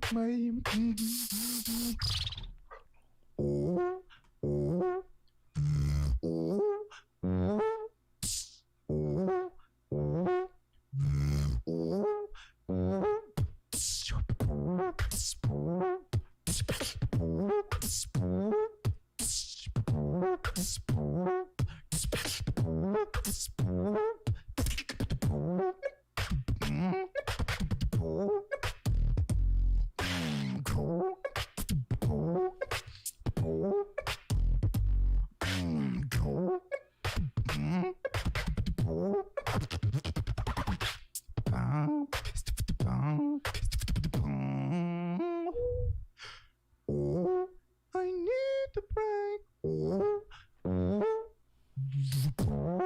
to find my way.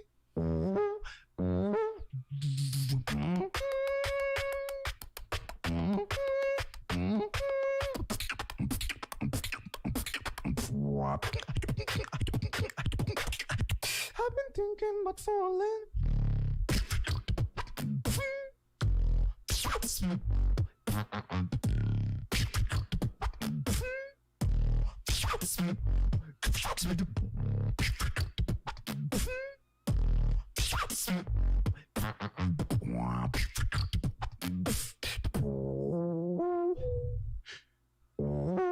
I need a break.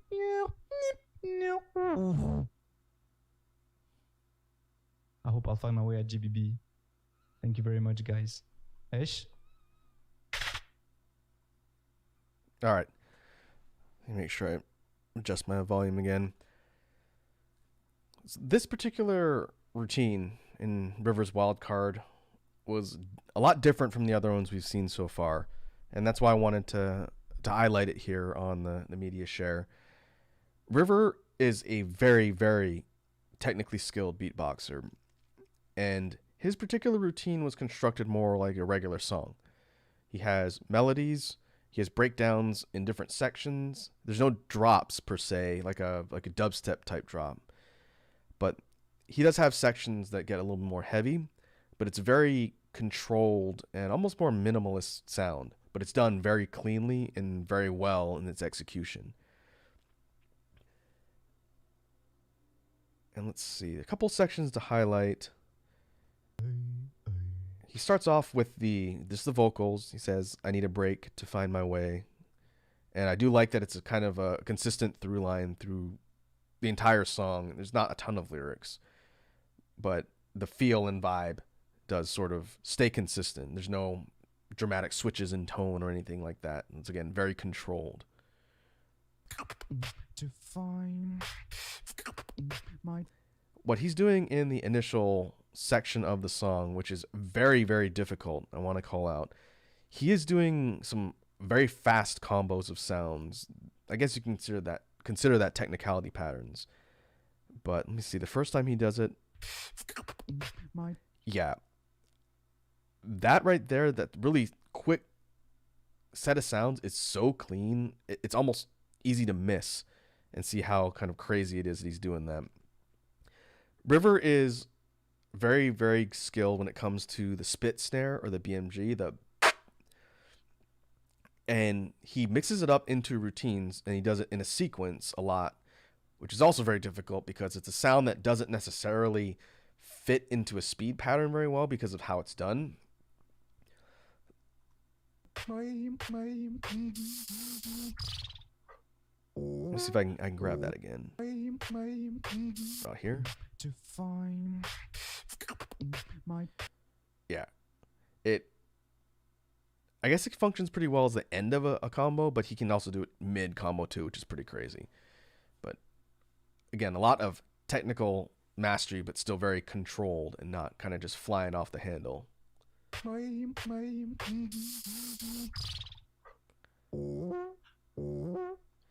Now, this particular melody here, which is a through line for the rest of the song that he does, I don't know exactly what he's doing. It sounds like he's doing a type of synth. It's not a distortion bass, like heavy bass, obviously, but it's... Yeah, I think he's doing like an arpeggio synth line, but it's so clean and controlled. It sounds like it's coming straight off of a synthesizer or like a preset on a synthesizer. And it's crazy because he does that repeatedly throughout the song, and it's very controlled and it's consistent every time he does it. Real neat melodic component to stuff which we haven't seen in the list so far. We will coming up. But very, very impressive and well executed. You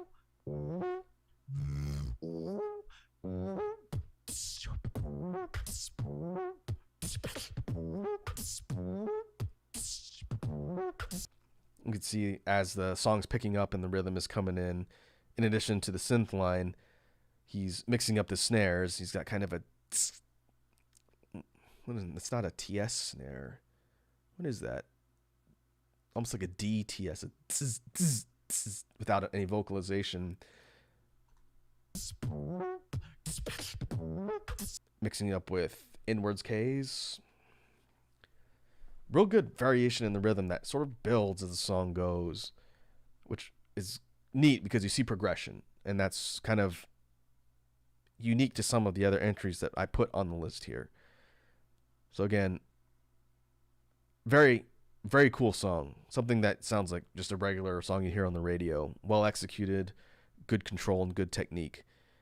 I don't disagree that this was the number one. There were a lot of super strong entries in this year's wild card race from pros and even new folks that are not as well known. And we'll see some more. I think I picked 2 or 3 more, I don't know, maybe more wild cards for the list. There's a decent amount. But yeah, congrats to River. I'm looking forward to seeing him compete on the stage. Hi, guys. Next up, we got another 2021 wild card from this year. This is Shogo, and this dude's from Japan. I think he's from North Japan. A lot of the folks in the scene are from Tokyo, but he's from Hokkaido, I think. It might be from Sapporo. But this is his routine, Jasmine, his entry for this year's wild card. So let's take a look. My name is Shogo, and this is my solo wildcard for the Glam Beatbox Battle 2021 World League. Enjoy.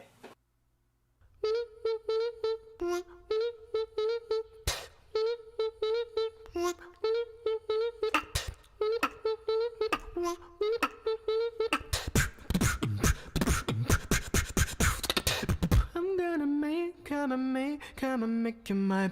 You can't escape, no escape, so make up your mind.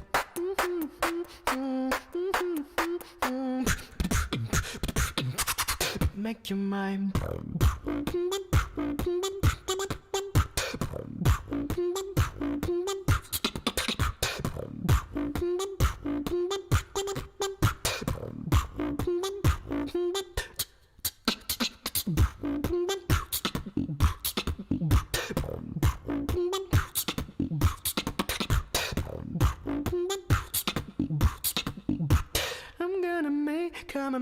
Come and make you.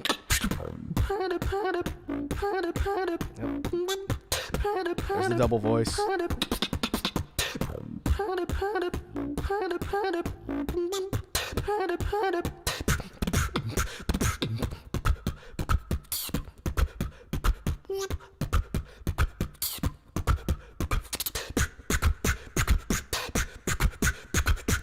I'm gonna come and make you my.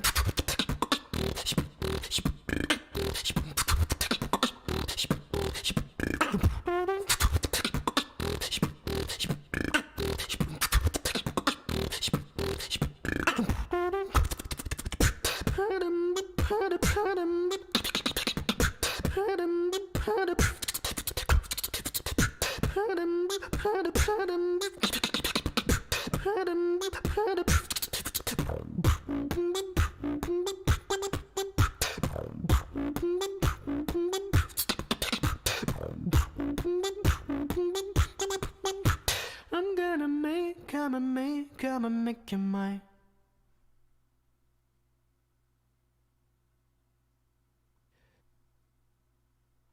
Hi guys, my name.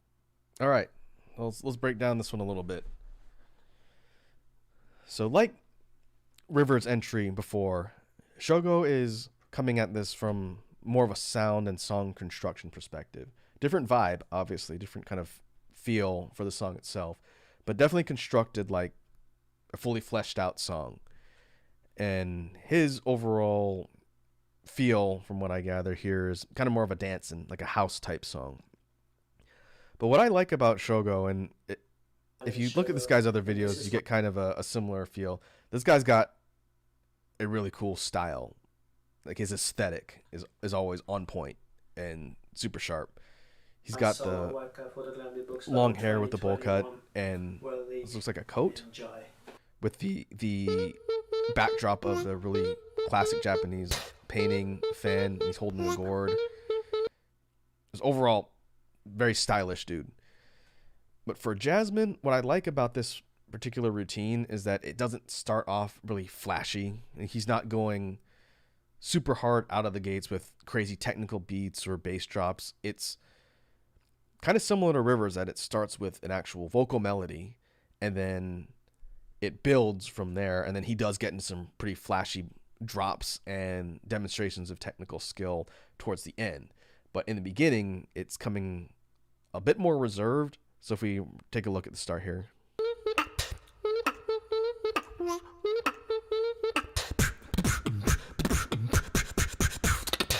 I'm gonna come and make you mine. You can. Yeah, so right away at the beginning, we're getting the first, I guess, chorus, as it were.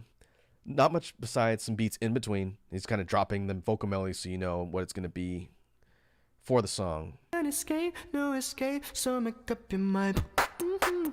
And then we're going to get a little bit of a build up to make your mind. The actual drop when the beat comes back in. And that sound that he's doing at the start there, I'm pretty sure that's vocalized chest bass. It's a much cleaner and controlled vocalized chest bass than I can do right now, but it comes across the mic super well, low, kind of resonating sound, and then he's combining that with the higher sounds, his synths.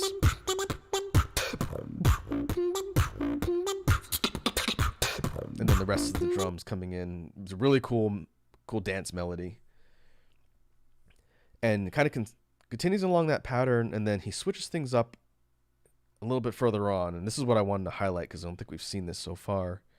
I'm gonna make you.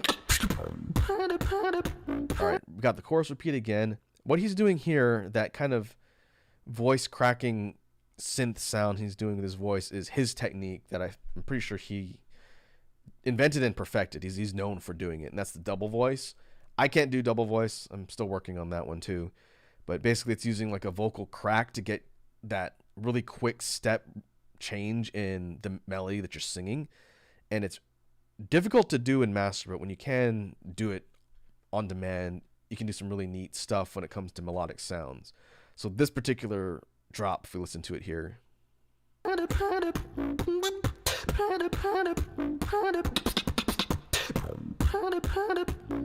basically it sounds kind of like a distorted synth that he's singing as he's going and mixing the sounds up here. Very difficult technique to kind of master and perfect, but cool tool to have in the arsenal when it comes to doing stuff like this.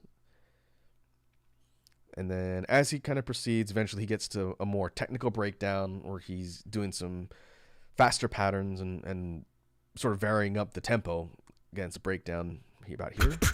I'm gonna make you my.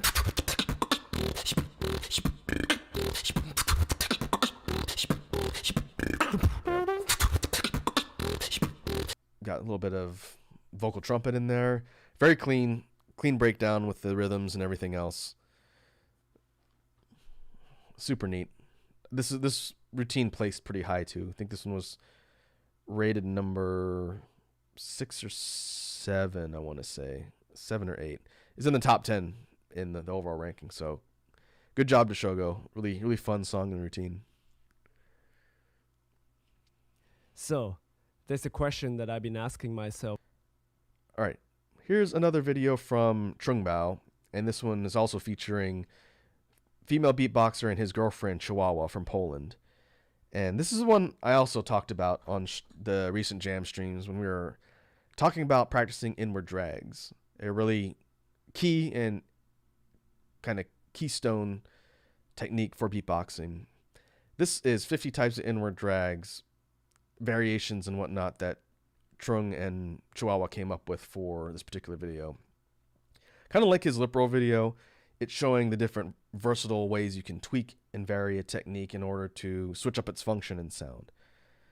So we'll go ahead and watch the intro here because they do a little bit of analysis on the sound itself, and they've got some input from Reaps1, who's an OG, really famous beatboxer in the scene.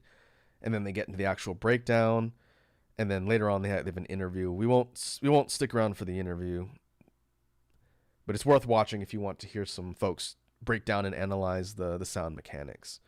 But we'll go ahead and get started here. This is a pretty neat video. So for the last few years, is inward drag a sound or a pattern? I see it as the pattern. Yeah, the pattern this is Reach One. Yeah, there's the sound itself, but it's that pattern and that technique together that you still hear to this day. It just works with the diaphragm in such a crazy way.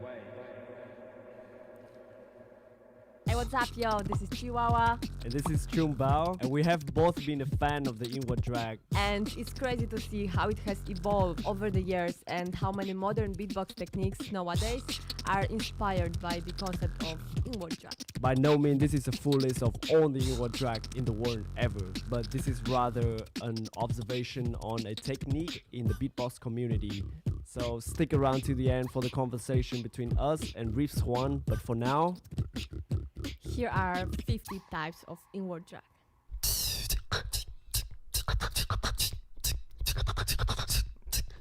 It definitely sounds better with headphones. Real quick, before we get into the rest, kind of similar to how Trungbao broke down the lip roll notation here, he has them numbered, and it might be a little bit difficult to see on the broadcast. Hopefully you guys can see it on the layout. But what he's broken down here is the airflow, where air is going outwards, that's what the down arrow means, or inwards for breathing in. because again, inward drag is the, but you have to pair it with output, intake and output when it comes to equalizing the breaths that you're taking. And so this is saying it's out 1, 2 in, or and this one is out 1 in 3. And the notation here is just saying outwards versus inwards. And it's a really cool breakdown for mechanically how they're doing each of these sounds. So if anyone wanted to pause, look at one and learn it, they know here's how I got to be breathing. I've got to be breathing out 1 and in 2, or the reverse or whatnot. Really cool idea, and I'm glad they included it here. So, all right, let's watch the whole breakdown of 50 inward drag variations.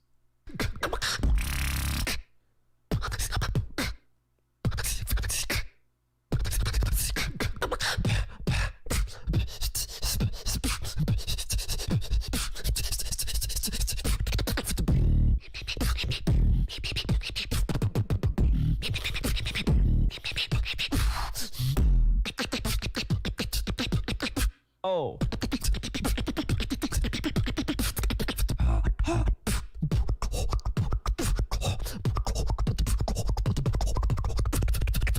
What?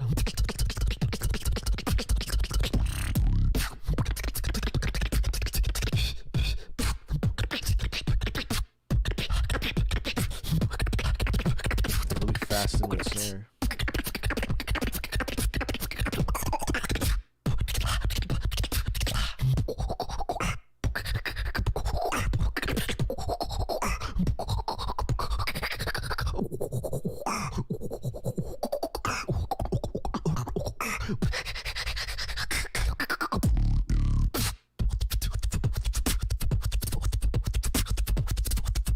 I want to learn that one, the Fuhutuv.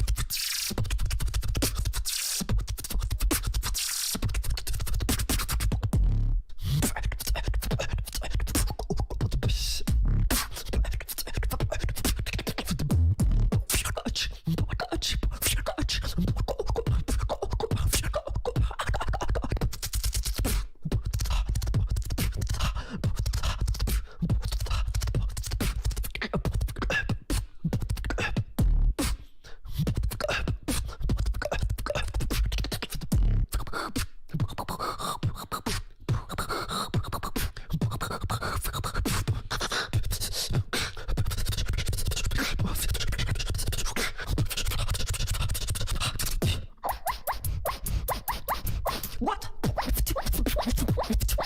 That high-pitched sound is Chihuahua's signature sound that she created.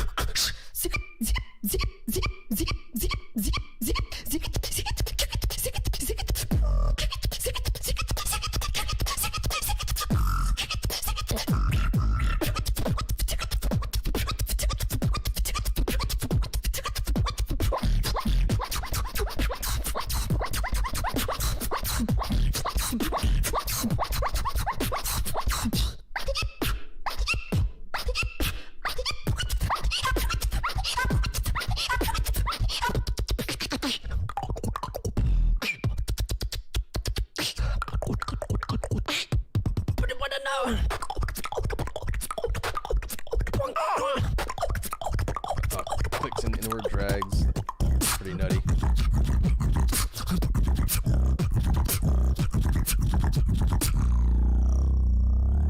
Bounce.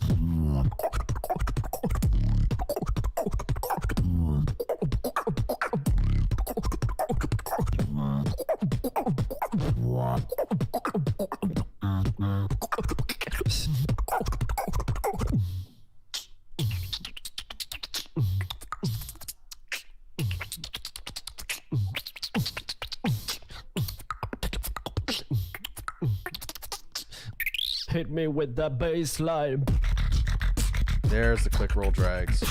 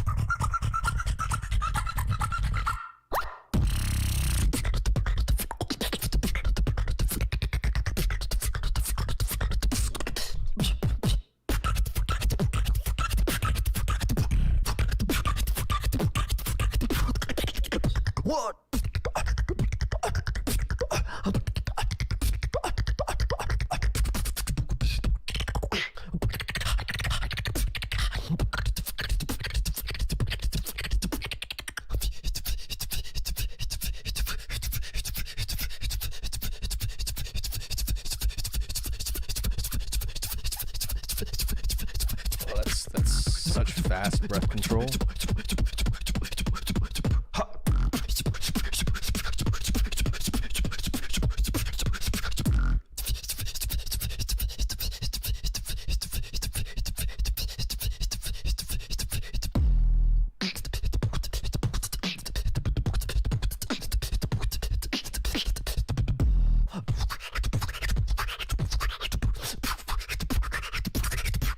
Nobody can give me like.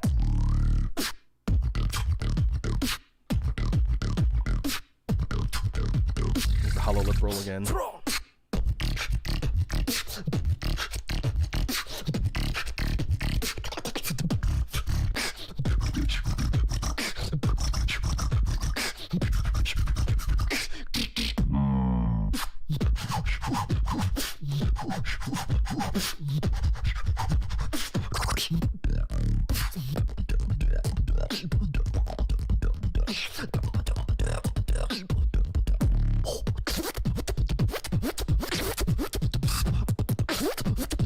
Got the zipper.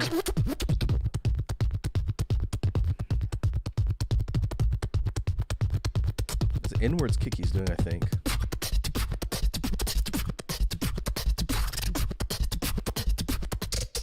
What?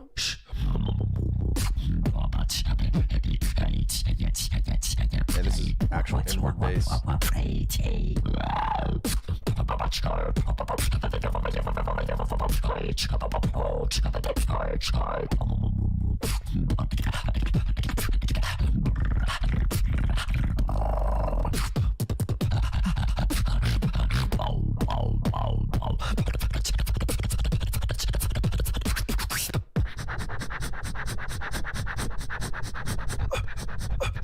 Stay cool and breathe. I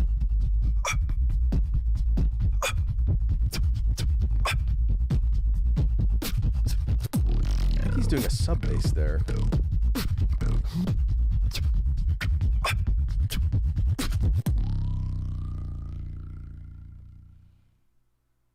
So that. All right. So this is the part where they do kind of a interview and discussion with Reaps One. Really cool conversation. If you're interested in learning about some more theory and thoughts on inward drag as a technique, I would definitely recommend watching the rest of the video. For the sake of discussion here, let's jump back through the breakdown. Trung Bao and Chihuahua did a great job showcasing their skill for this. Chihuahua's got a really good mastery of the higher pitch sounds with her signature sound and things like this overall high vocal type variations, but both of them have a crazy amount of skill when it comes to the heavy sounds and speed. It's pretty nuts. One thing I did notice, let me see if I can find it. Was it number? Oh, there. There were a couple drags that Trung included here that use the sucker punch. But what I was really listening for when this video first dropped, this one was back in late 2020, I was really looking to see if anybody had included the sucker punch drag that I do.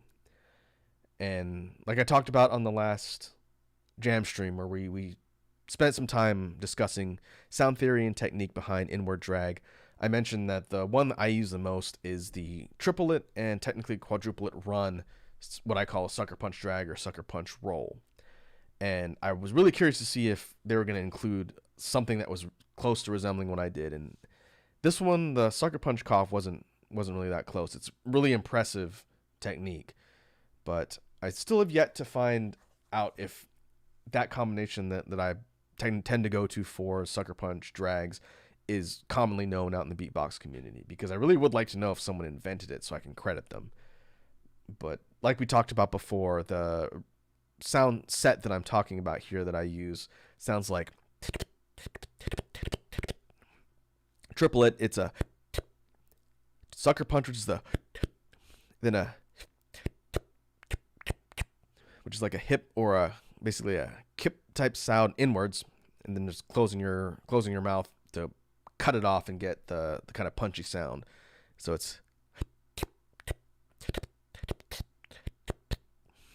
and then like a sucker punch or hit type sound after that for 3 total, and that's how you get the. And if you're doing it in conjunction for a beat and doing it fast, like I always illustrate it with a hip hop beat, where it's a filler triplet sound, something like.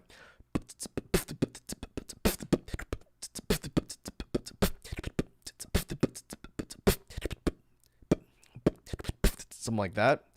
And then the quadruplet version I tend to use more as a roll or like a long extended run of sounds, and that sounds like. And if you were to mix it up into a beat, you could either do it as an isolated roll of sounds, something like a.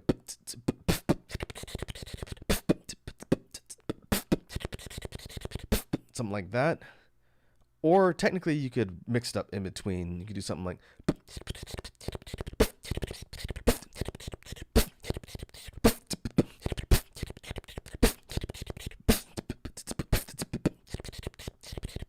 And mixed up in between actual percussion sounds that way. But throughout the different patterns in here, I saw a couple that were somewhat close, but not an exact copy. So the hunt for whether or not that pattern actually exists out there in the wild continues. But this is a really good video to show, just like the lip roll one Trung Bao did, just how to use the skill set to vary up technique and change sounds. And inward drags are very powerful and something that I need to work on more because it's integral for regulating air when you're doing a lot of really complex stuff. And it can make it so that your lungs and diaphragm are conditioned to air intake and output such that you don't have issues breathing when you're doing beatboxing. So that's why I included it on the list here. So we'll go ahead and continue. Still got a decent amount to get through. I don't know if we're going to get through all of these today. I may have to move some of these into another one, but we'll see. Let's go ahead and move on. This next routine is from Azel. He's a pro beatboxer from Italy, and he was the Italian champ for beatboxing. Very, very skilled dude. And this is his remix routine for a song he's put out before called Demuth. So let's take a listen. Yo, what the hell is up, people? My name is Azo. I'm from Italy. I'm the Italian beatbox champion, and this is a massive shout out for Beatbox International, my brother Path, Teapot, and Justin.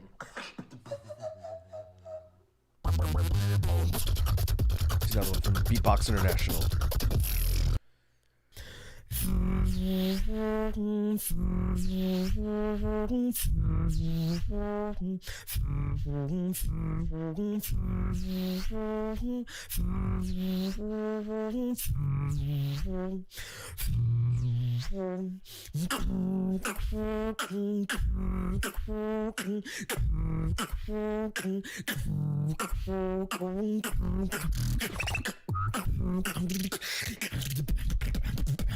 Stop this.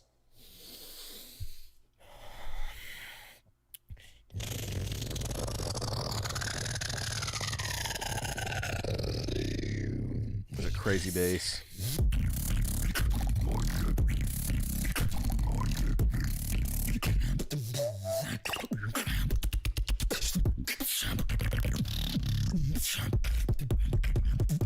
Ah, Demuth, where are you?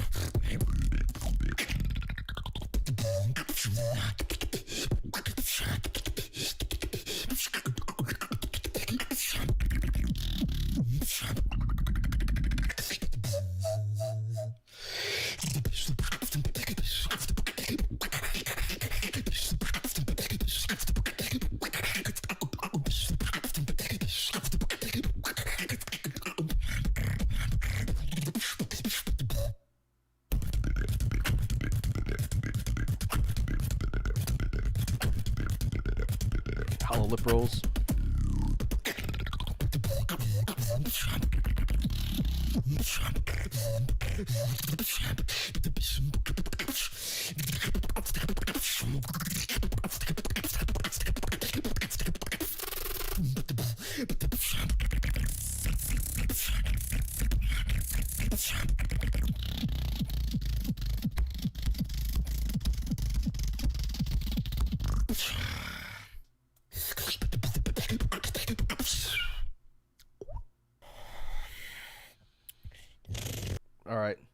This one was definitely a different feel from some of the other routines we've seen so far. Very dark and heavy, with some crazy breakdowns and drops, and a lot of technical skill. Just a lot of sounds all at once. So let's see. Azel, his focus in a lot of his stuff seems to be on a lot of the heavier basses and combinations of sounds, but I wouldn't say he necessarily focuses on any one area. He's got a pretty good, well-rounded skill set, and he always puts together these crazy patterns and routines. And one thing he's known for, which he didn't really showcase in this routine because it's sort of his deal and he's done it on a bunch of other stuff, is what he calls liquid bass. And I can't do it because, again, I suck at inward sounds. But liquid bass is a variation on like a loose inward click roll and a mouth position to get this kind of watery, resonating sound. He doesn't, again, I don't think he does it in this routine at all, but he's got a tutorial on his channel. It's one of his most viewed videos, and it breaks down that sound. But his mastery over like click roll type sounds and everything else is always what you see prominently featured in his routines, because they tend to be usually more heavy hitting, kind of dubstep-ish type sounds, but really impressive and kind of intimidating routine. And he starts with these mix of kind of melody synths, some vocalized chest bass looks like, and then goes straight into like the crazy beat breakdowns and the drops right after.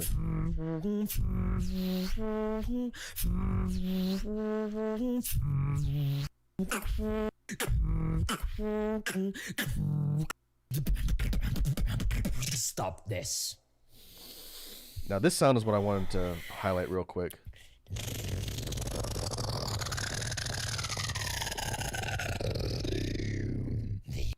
As far as I can tell, that is a really heavy, controlled inward bass. It's hard to tell because I can't see inside his mouth to see what his tongue's doing, but he has his tongue to the side. So it's either a really tight inward click roll combined with inward bass, or it's straight bass. It's kind of hard to tell from that angle. But whatever it is, it's a crazy sound, and it comes in, and then he changes his mouth position to get it more of a growl, and then from there he goes into the rest of the breakdown with the drop. A mix of inward click rolls, inward lip rolls, inward bass, a whole bunch of layering of inward sounds. Get that really heavy, just kick you in the face drop, heavy bass.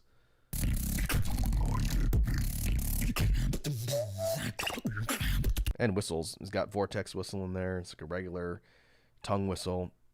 Really crazy stuff. I know there's at least one more here when it comes to like these heavy type bass driven routines. They're a lot of fun to listen to, and big shout out to the folks that are putting these together. Yeah, Azel's nuts. All right, let's go ahead and move on. Got one more, and then we're actually going to get into some battles. I may skip around in the list here because I did want to showcase some loop station stuff. Where? I thought I put one on the list. Oh, there it is. Okay. All right, we'll see. I don't really have a schedule today. I would like to cover as much of these as possible just for discussion purposes. So let's move on to the next one. Yo, what's up, Beatbox? This one is from Stitch. Stitch is from, is it Malaysia or Indonesia? It's listed on his Swiss Beatbox shoutout. This is his from his channel. That's why I picked it. I want to give him credit. But this is his wild card for GBB 2021. This one ranked pretty high in the top 10 as well. And it's kind of different from the other ones that we've looked at. We looked at Rivers. We looked at Shogo's. I think those are the only two from 2021 we looked at.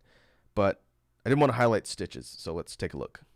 Beatbox family, my name is Stitch, representing Malaysia, and this is my All right, solo Malaysia. wild Shout outs card to Malaysia. for GBB 2021 World League. Let's get it. Yay!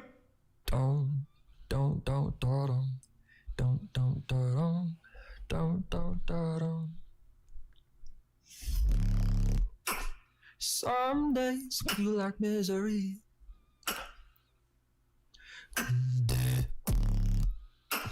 Some days it feels so pointless. Some days feel like it ain't for me. Some days feel like nothing.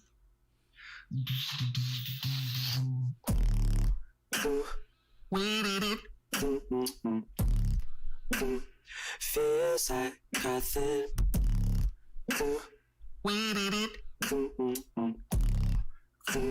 Feels like nothing.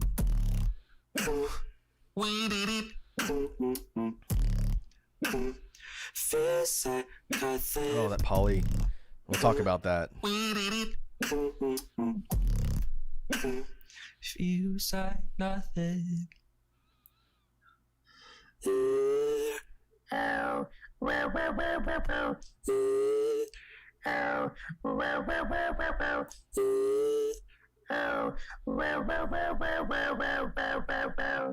Feels like nothing.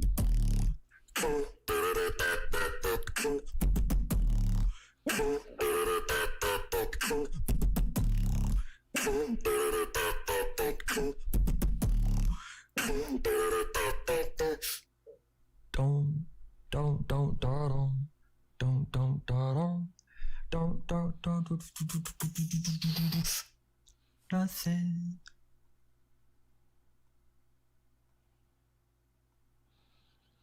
That look of his when he finished a routine tells me that he probably did a bunch of takes of this, which I can totally relate to. So that was Feels Like Nothing from this year's GBB solo wildcards. Again, his placed, I think, 5 or 6. I don't remember the order. It was top 10, upper top 10. Really, really cool song. And the reason why I picked it for the list for the media share here is to kind of highlight the versatility when it comes to song construction. Because some routines focus on flashiness or technique or power, kind of power moves. And some are a bit more dialed into like song composition. And I know for the way the judges look at these things, it tends to be based on overall construction, cleanliness, consistency, and everything else. But song composition is also something they rate on too. You can't just go in and just do a bunch of crazy techniques with no structure or no real organization and expect to get in. None of the folks who won in the wild cards did that. But I do like how there's a lot more focus on song construction this year, it seems, compared to others. And Stitches is a lot more minimalistic in that regard, but still demonstrates a lot of skill and competency, if that makes sense. If we were to break down different components real quick, whoops, jump me ahead Yo, here. what's up, Beatbox family? My name is Stitch. Let's get it. The audio quality on this particular wildcard is very good too. It sounds great in headphones. But I like how Stitch breaks down the song with a melody line, and it's kind of a lead into the actual chorus, and Feels Like Nothing. That's the song title. And there's not a whole lot aside from the melody and some beats and some sub bass snares, and then again really simple lead up. Some days it feels so pointless. And he does this while including the first verse for his song. It really sets the mood well. This is kind of a darker, kind of more moody song, but not really an aggressive one. Some days feel like it ain't for me. Some days feel like nothing.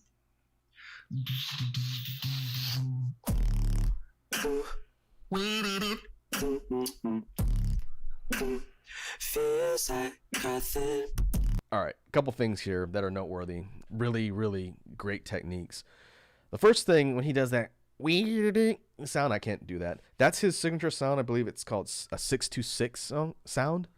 and it's an effect done using throat muscles and kind of sound manipulation. He's got a tutorial on his channel that breaks it down. I can't do the sound, so I can't really speak to it, but it creates a really cool sort of distorted synth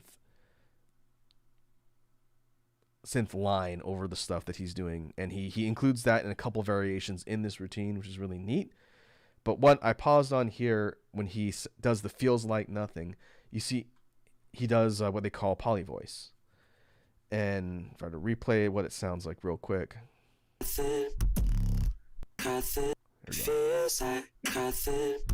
I don't think what a lot of people realize, if you're not either a beatboxer or a singer, how difficult that particular technique is.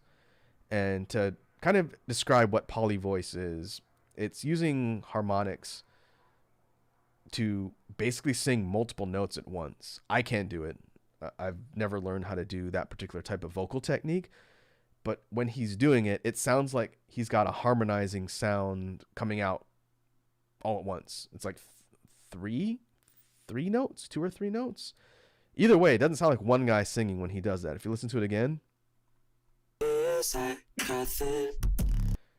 that's a crazy technique, and it's very, very difficult to do. And he does it with such control in the sort of drop that he's got here for the song. It's executed so well.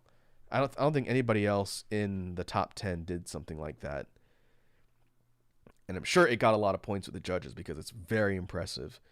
Because the technique itself is difficult, but because it's paired with a routine that's not overly flashy, again, he's mixing up some heavy hits with the sub bass and his 626 sound, but when everything drops out for the feels like nothing with the poly voice, it's crazy. A lot of people I saw react to this live, having not seen it before, just their jaws dropped when he did that.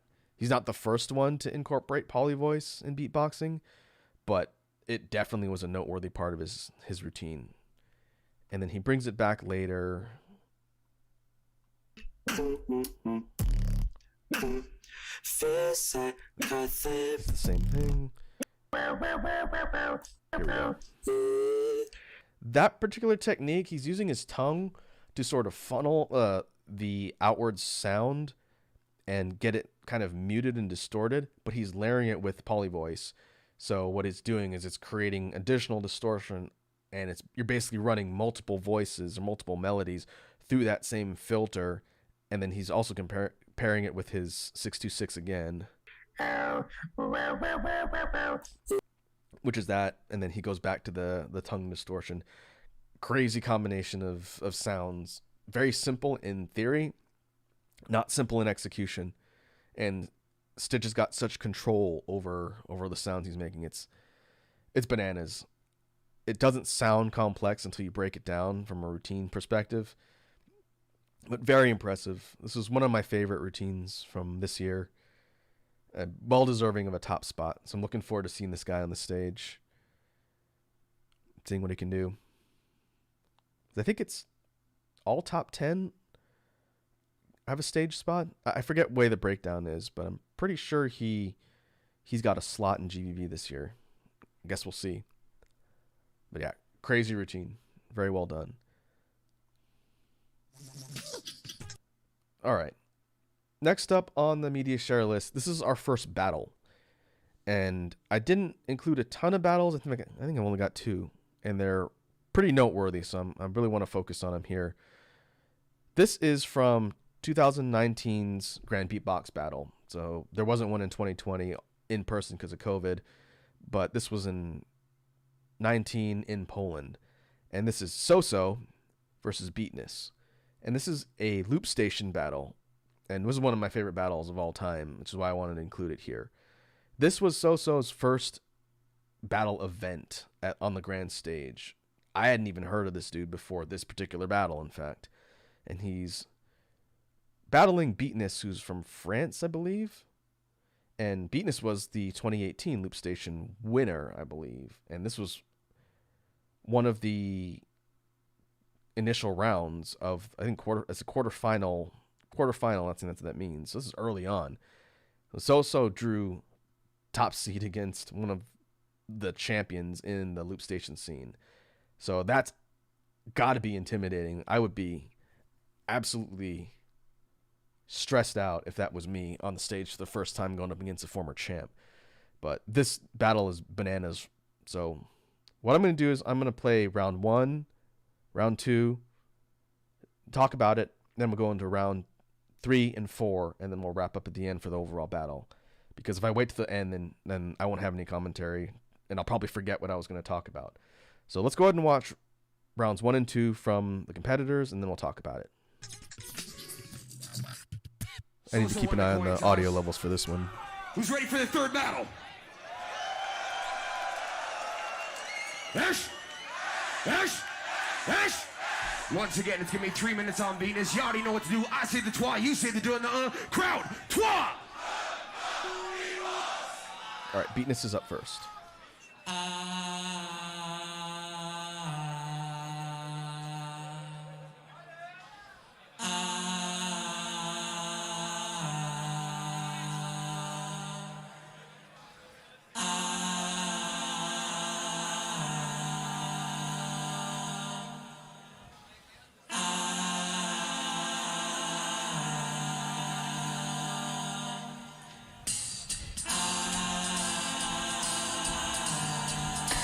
MB14, Tom Thumb.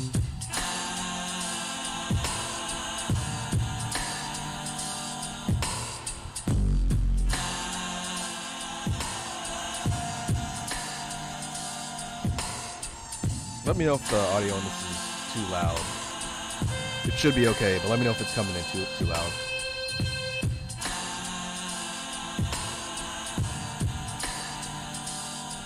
I'm easy. I'm easy like Sunday morning. I wanna be so high, so high. All right, a little loud. Okay. I'm easy like Sunday. These live ones have different levels than the other ones.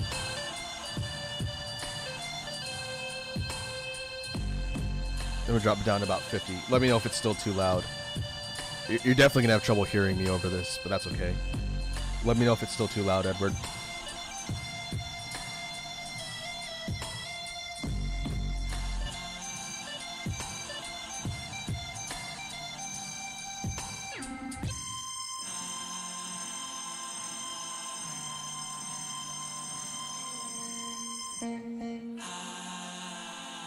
Okay, good. I'll try and keep it there for the other battle stuff we've got coming up.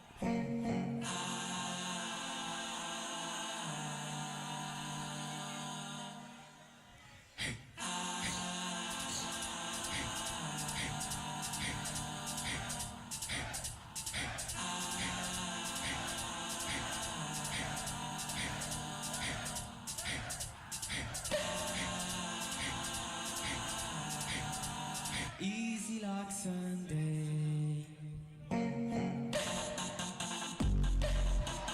Nice breakdown.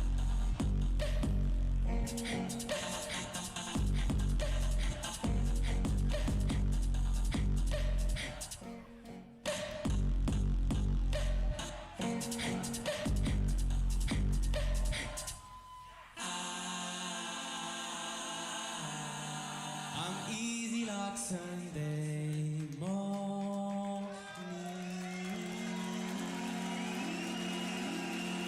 Oh, the harmonizing is so good.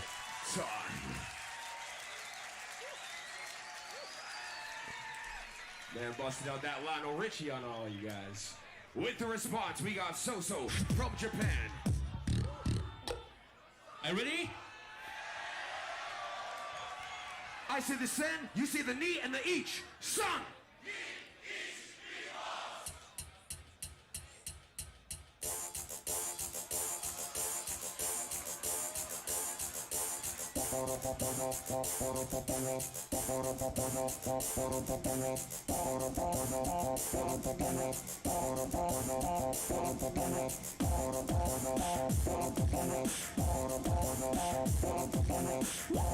I love So-So's shirt.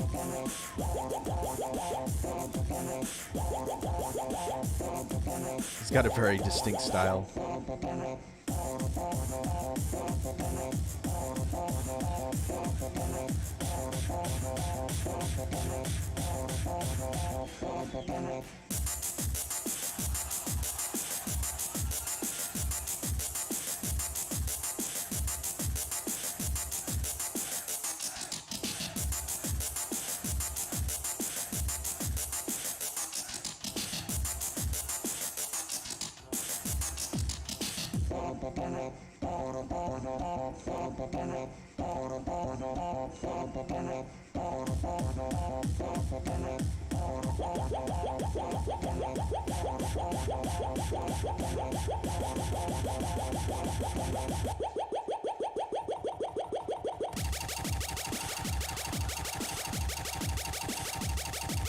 I would like to know how he made that sound.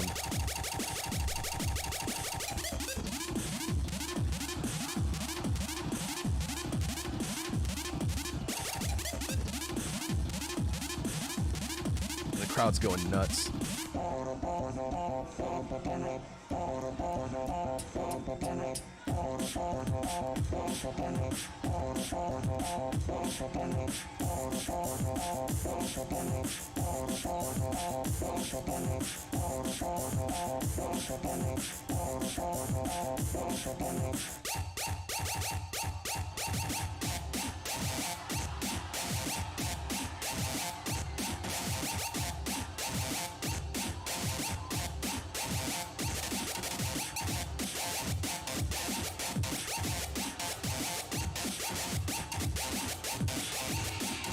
There's Shazam from Germany.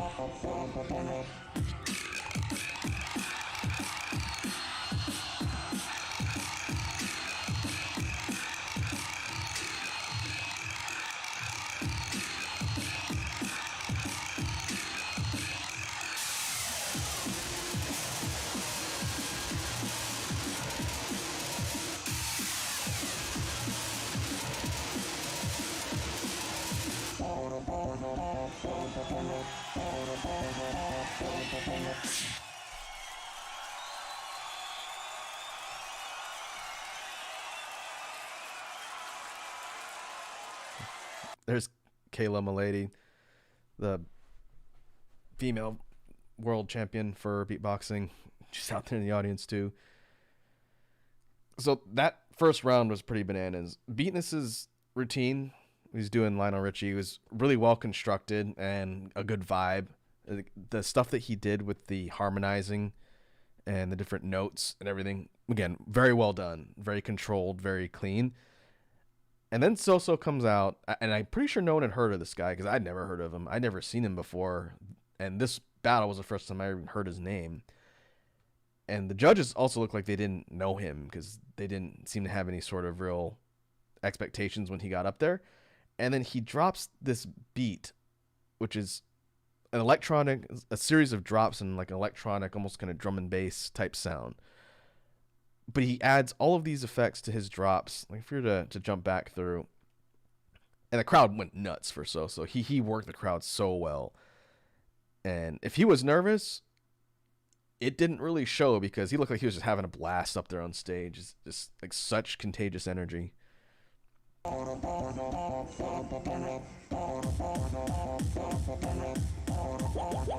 MD14.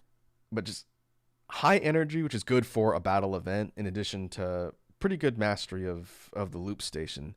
But considering the overall structure of the song was just beats and three distinct drops, which is not complex, the way So executed him was just bananas. It was crazy. And then towards the end, in the last drop, when he had this kind of siren synth line there again. I'd like to know how he did that because it's a really cool sound.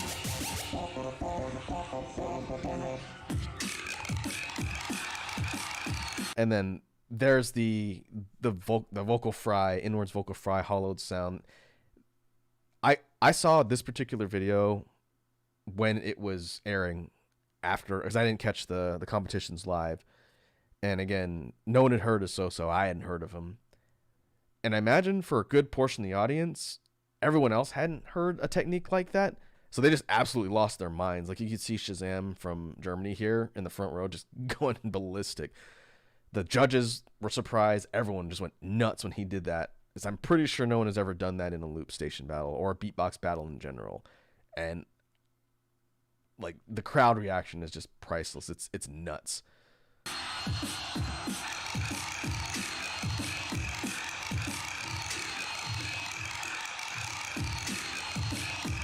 And he does the sound, he loops it into the track, and then that's one of the granular effects he added on it to create that sort of static distortion.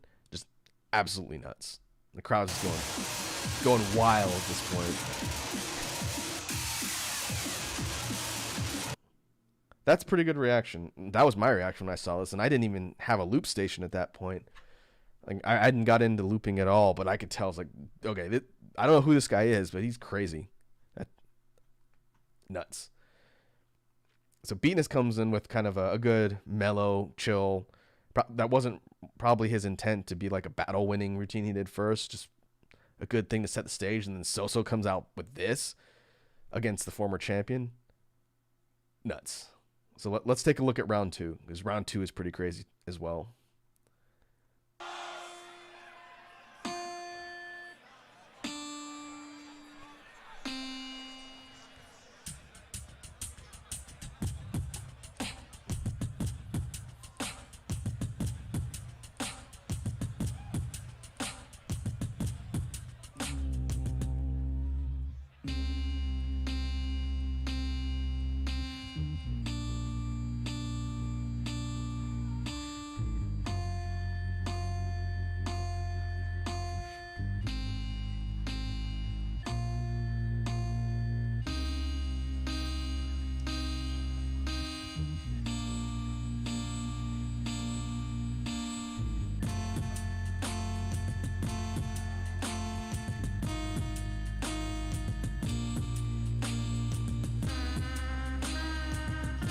Coming in with the trumpet again.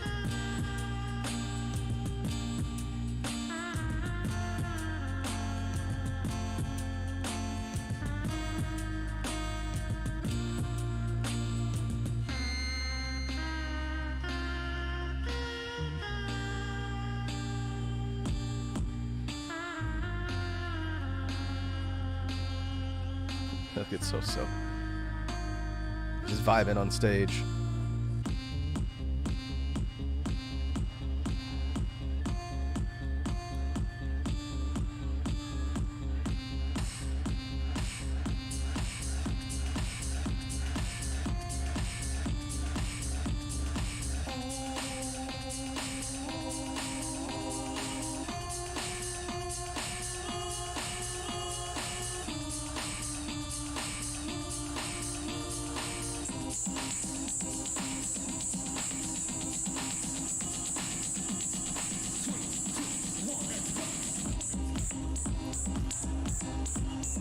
Good drop.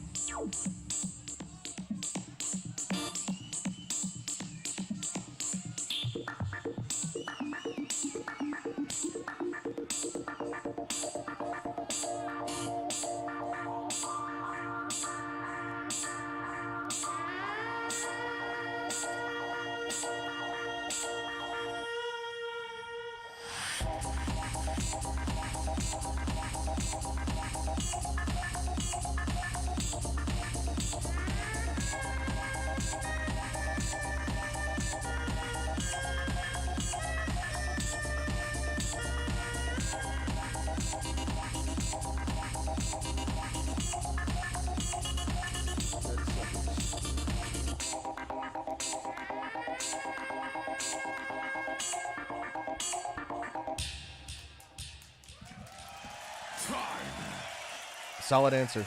That was a really good routine.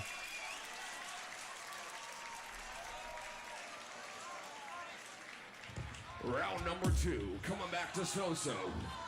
I say the san, you say the ni, and the each. Son!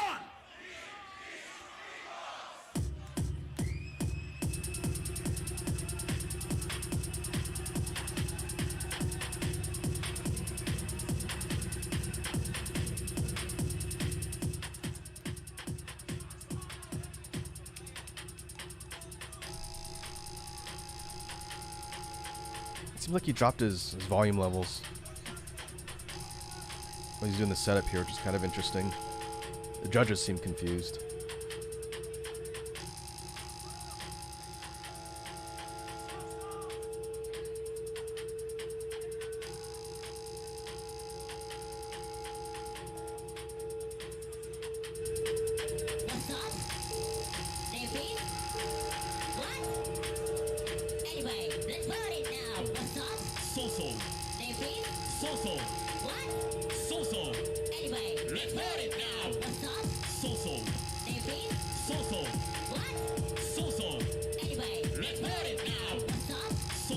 There's Kayla again.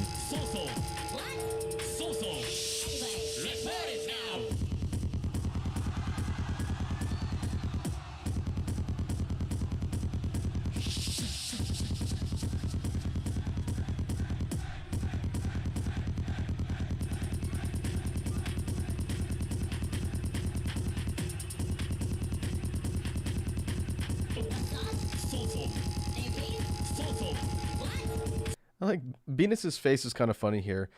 I think he was mostly trying to analyze what's going on, but just from the crowd reaction and so kind of bouncing around and going nuts, it almost looked like Beatness kind of felt like he lost at this point. I don't know if that was his intent. It's just his expression was really funny when they cut to it here.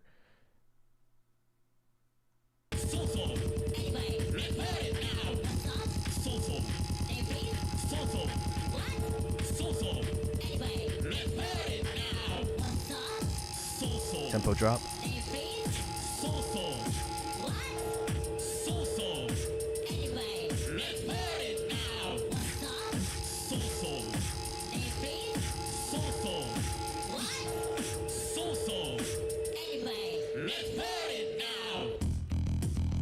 Oh, that's such a sick drop.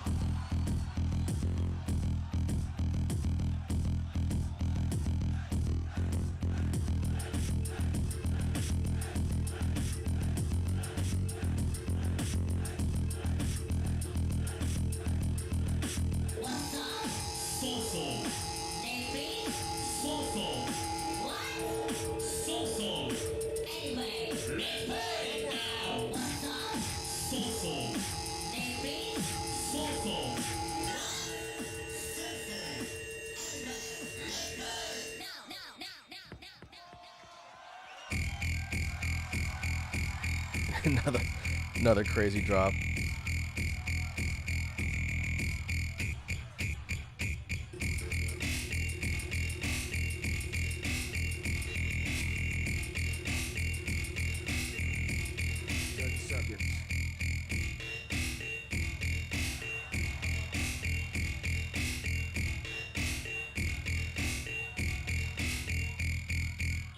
Time!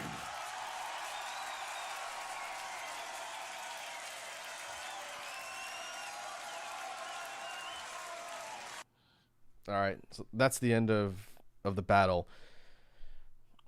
Just to wrap up for this particular one, Soso won against Beatness. He knocked out the former champion in like the first round of the competition.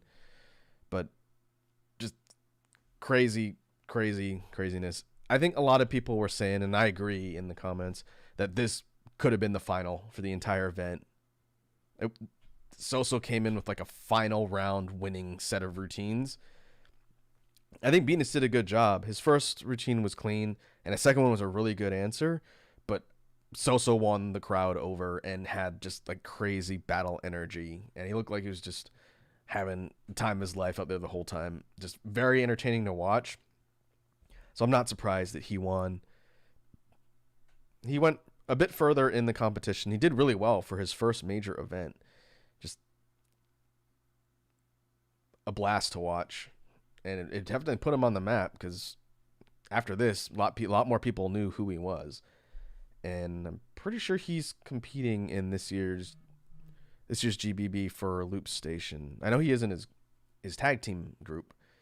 But we'll see. Hopefully we'll see him again, because he's a really entertaining dude to watch.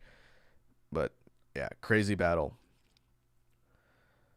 I think we will wrap up today's media share with one more. This is from the same year. This is going to be a beatbox battle.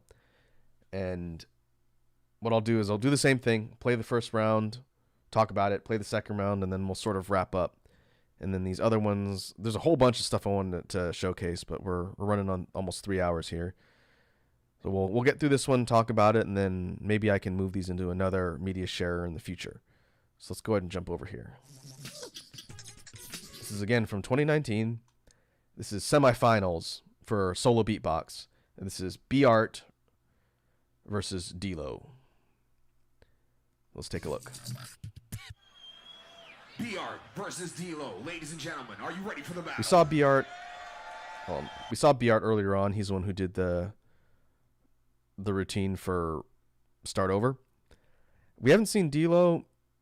D-Lo was the champion of 2019. He won. That's a spoiler for the battle, but he's got tons of content. I'll probably put more of D-Lo stuff into the next one. He's one of my favorite beatboxers, but this battle is just one of my favorites overall. So let's take a look.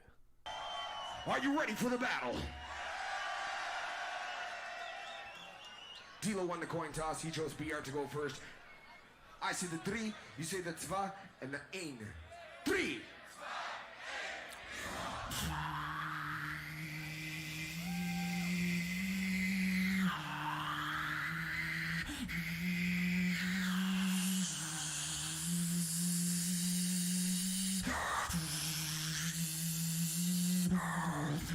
Come the money, come the true dominator. Come the money, come the true dominator. Come the money, come the true dominator. We gonna make a major creator.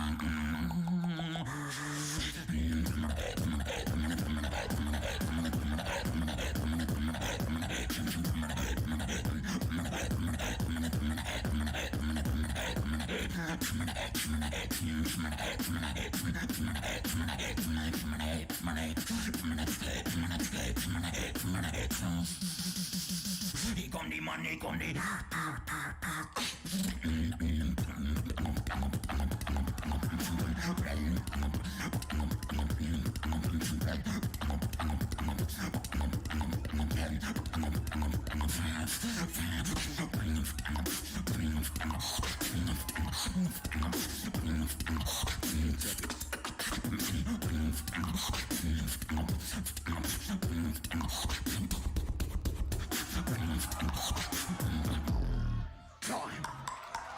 Good first round.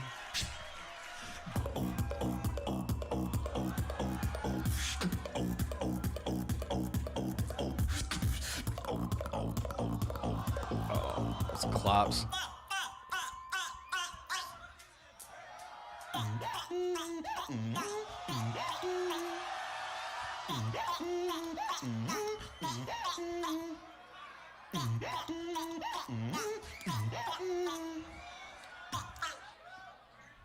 I am not a psycho, I just when they call the alchemist.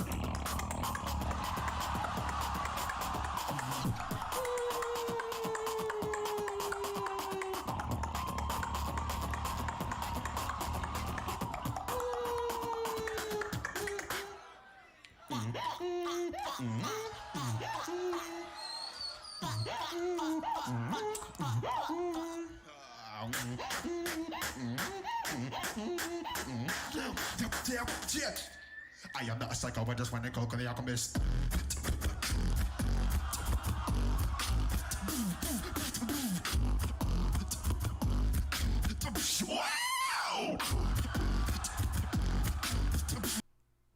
Real quick, we'll let D-Lo finish his round, but I gotta mention this at least once.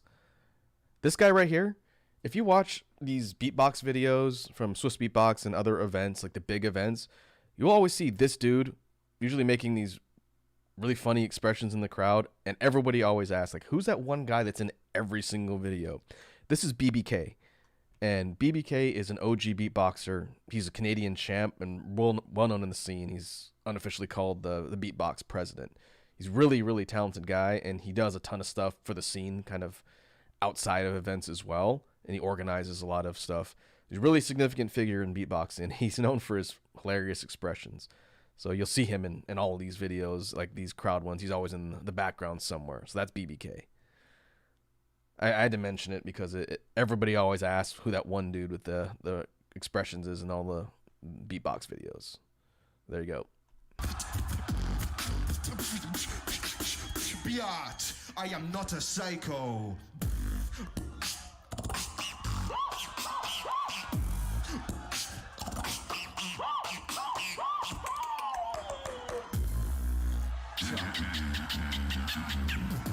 Alright, let's break down the first round. Beart comes out with a pretty good routine. I don't know if this is one of his existing ones. It might be one of his older routines, but after he does his intro, kind of a mix of outwards and inwards bass and good build up.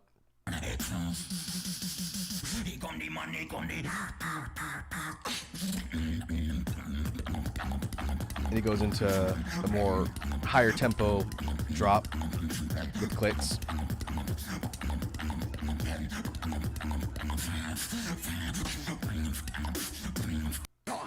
Good demonstration of technical skill. Also worth mentioning that the beatbox rounds are shorter than the loop station rounds. These are only, I think, 90 seconds.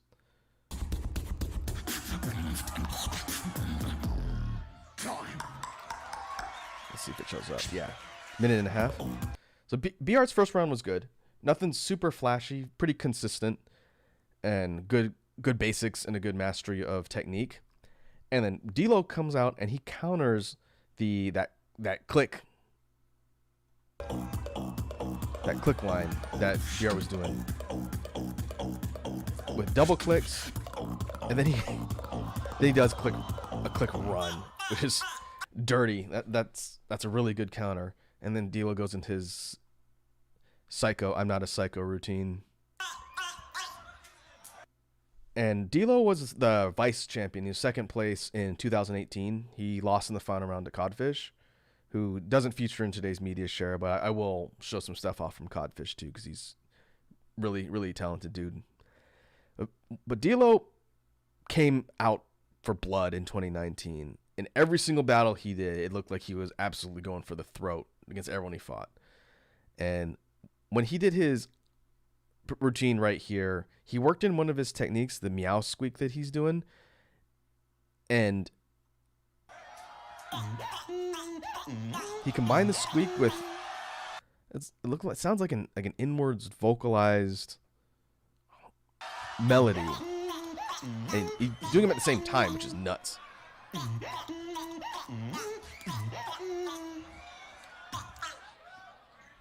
I am not a psycho, I just when they call the alchemist. And then he goes into, I think that's snore bass with a percussion line all layered together, super heavy drop, and the crowd goes bananas, of course.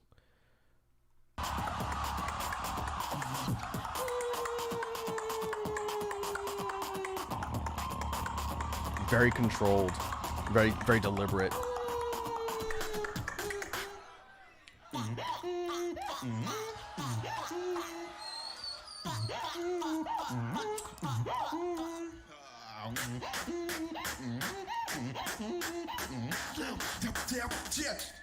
I am not a psycho, I just when they call the alchemist. We have a mix of sub bass. It's a heavy breakdown drop type sound. That kind of scream is pretty impressive too. I am not a psycho.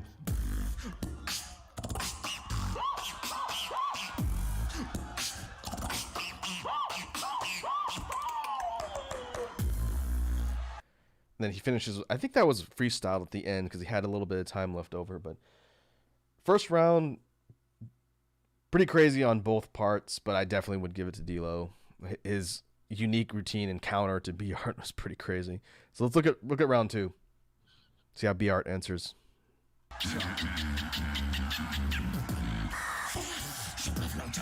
Talking again, go early, slash the garden, black your clown with the bar breaking. Stop him zoning, we up the ending. Toggle tap with the crown and cap the amentity. Hing it your way, chatty, tell it to sling it. Can't get a grip, then head out in it. Flow chat and go on talking again, go early, slash the garden, black your clown with the bar breaking. Stop them zoning we are ending in fraggle that with the ground and got the up and I take over. To a chatty to sling it, you want can't get a grip then. Oh, that's a crazy drop.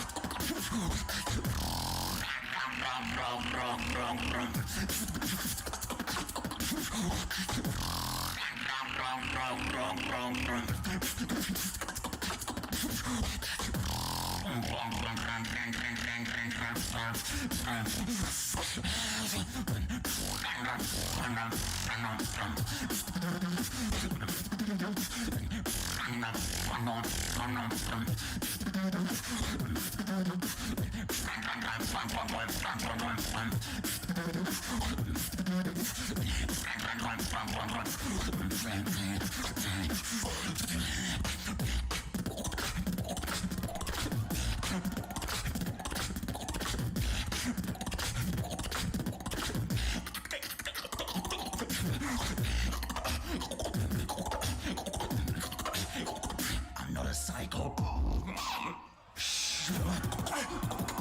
All right. D answers with counter again.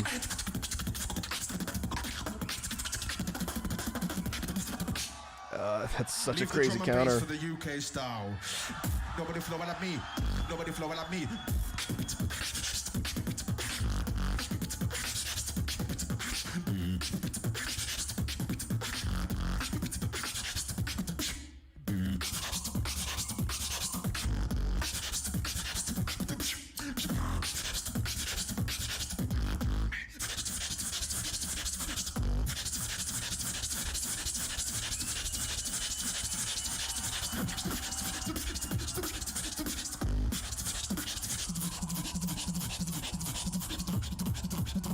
Get used to inward drags there.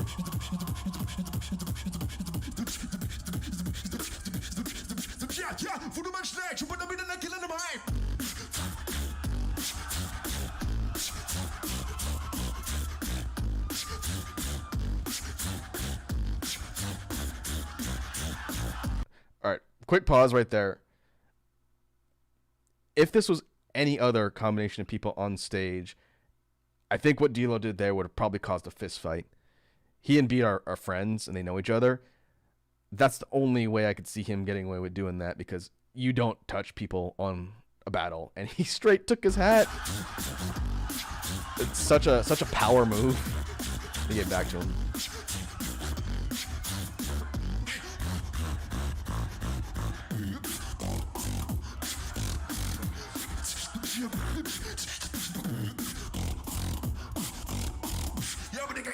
I don't know what you're saying, but yeah. Time. All right. Crazy end of the battle. I think the second round for this one was more hype than the first. And again, both competitors did really good. I feel like B-Art's second round was much stronger than his first. And he started off, let's go back to the beginning here.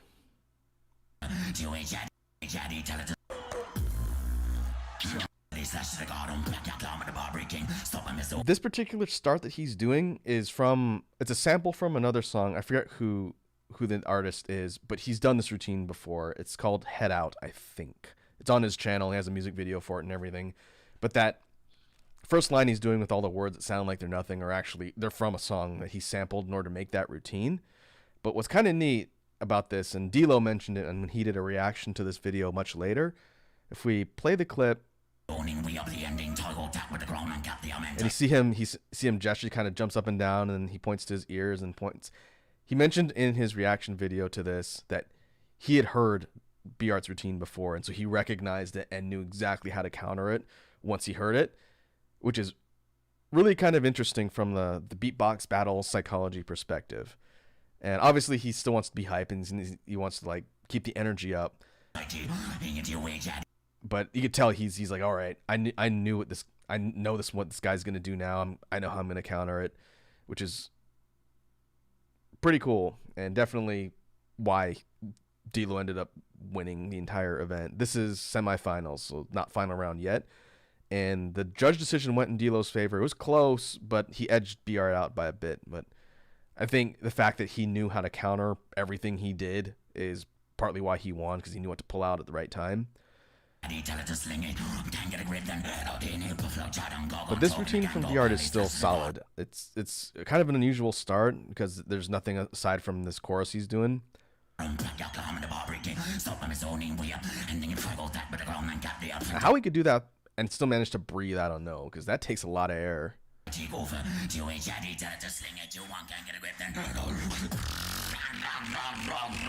That drop with the bass he's doing there sounds way crazier on the mic than when he did it in his routine music video. I don't know if he changed the way he was doing the bass. It sounds like it's a throat bass. It's not inwards, that's for sure. But it hits really heavy on the mic and it immediately hypes the crowd up. So it's really good start to the routine. And he's got the real fast technical beats for like a drum and bass breakdown that he ends up going to for the rest of the song. Really well done. Again, stronger round than his first one in my opinion.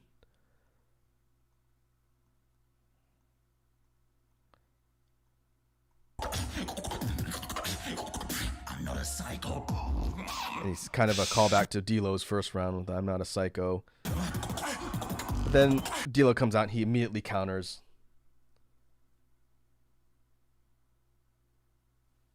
He immediately counters B-Art's routine with a fast speed pattern of his own.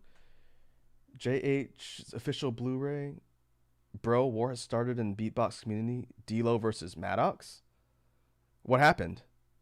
I haven't been keeping tabs on the scene super close lately, but like, is this like a friendly thing or is this like an actual like a hostile thing? I know D-Lo and Maddox were friends, right? We'll take a quick pause and I don't know what this guy's talking about. Maddox is a really well-known OG beatboxer from Germany, and obviously D-Lo is well-known.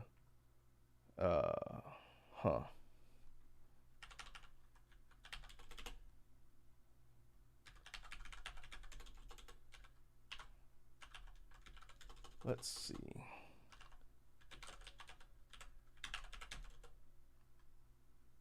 Nope, I need to spell the thing right. Check out new video of Shazam reaction.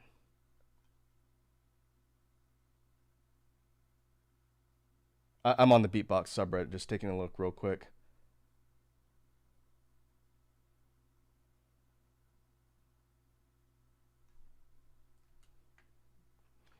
Give me a second, just sort of read a couple posts. I have no idea what's going on, so this is news to me.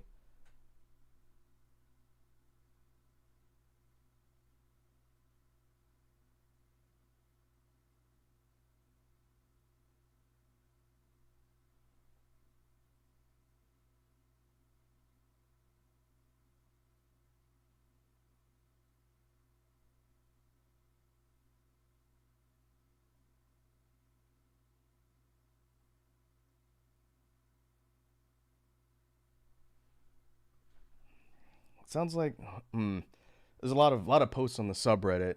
Let's see. I don't want to derail the media share entirely here since we're looking at stuff that's already happened, not anything new, not current stuff in the scene. I have been following Shazam and Sin stuff lately. Let me see if I can at least see the video and see what's going on.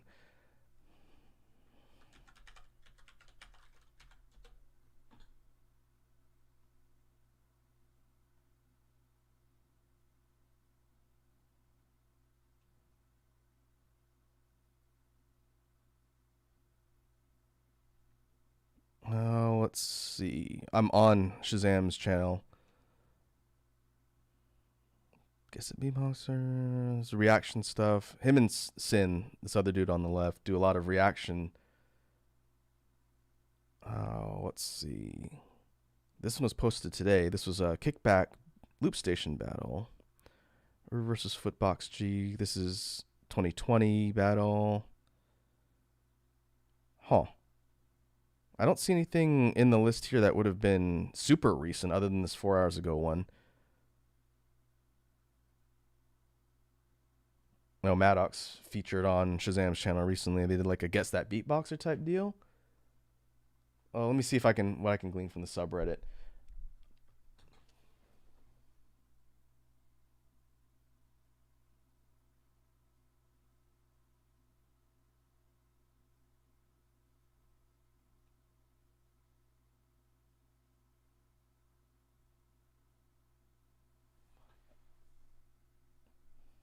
Oh, here's something.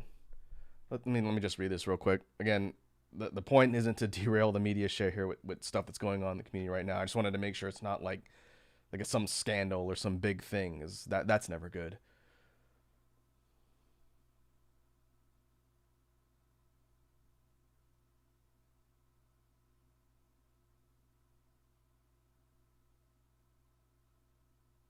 Oh. According to this summary, Sin posted a video on his channel with Maddox and Shazam where they were discussing who would win fantasy battles among GBB competitors.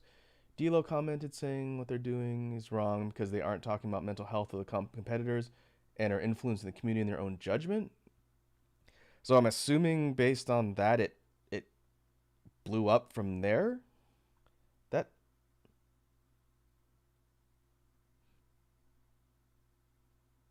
That seems like a really weird thing to scandalize. Okay. Jay's official Blu-ray. That's what you're talking about? So people are having a discussion and disagreeing about whether D'Lo or Maddox and Shazam are correct. As far as whether or not, it sounds like the question is whether or not people talking about competitor analysis and whatnot could potentially influence the community and how they feel about the competitors. That's a weird thing to be upset by. I think D'Lo's point that it could potentially have a negative impact is valid. I don't think he's wrong there. But that's just an opinion. Anybody can do an analysis based on stuff that exists out in the wild when it comes to competitive scenes, be it beatboxing or anything. But if at the end of the day you're just providing analysis and thoughts and opinions and saying, what if Reaps 1 fought Trungbao, for example, who would win if they were to bring their A game based on what they do, and you're just kind of giving ideas. This is just a hypothetical example. Obviously, in this video, it sounds like they're talking about the folks that are in the running for this year's GBB. So if you go to the Grand Beatbox page, I think it lists all of the competitors that are going to be in this year's competition. Let me see if I can find it. Explain what I'm talking about here. SwissBeatbox.com.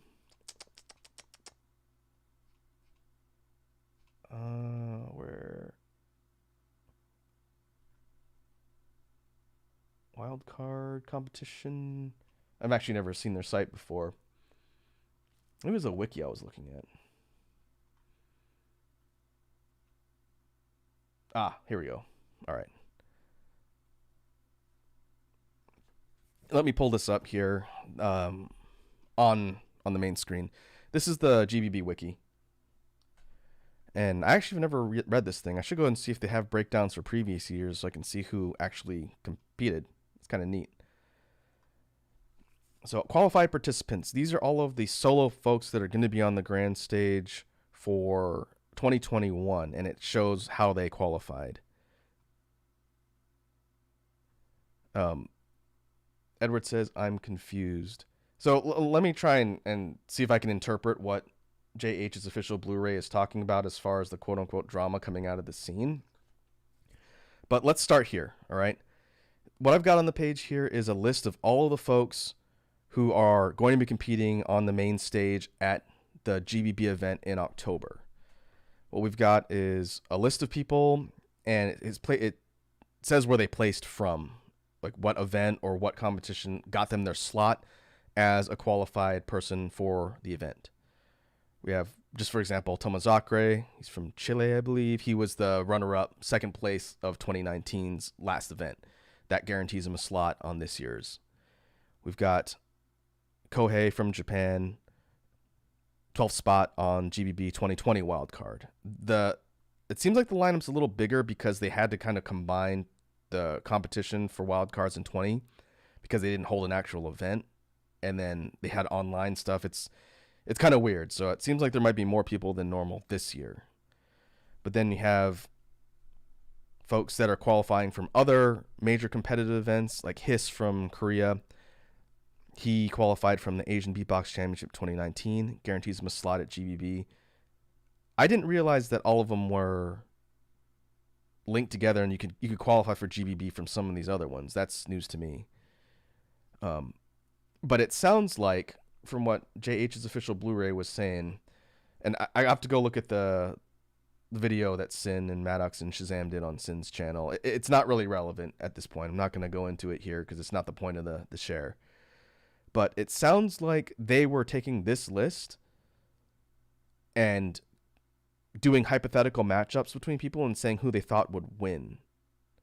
And I'm guessing D'Lo's issue that he took with it was just like it's a discussion that could potentially kind of affect how people are viewing the competitors.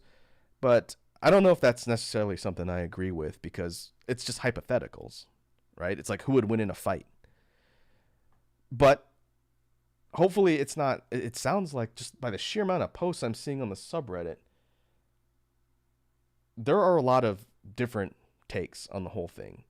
There are people saying that, you know, they shouldn't be having this discussion ahead of a battle, like a big event, because people might have preconceived notions about the competitors or whatnot. But honestly, it comes down to the judges.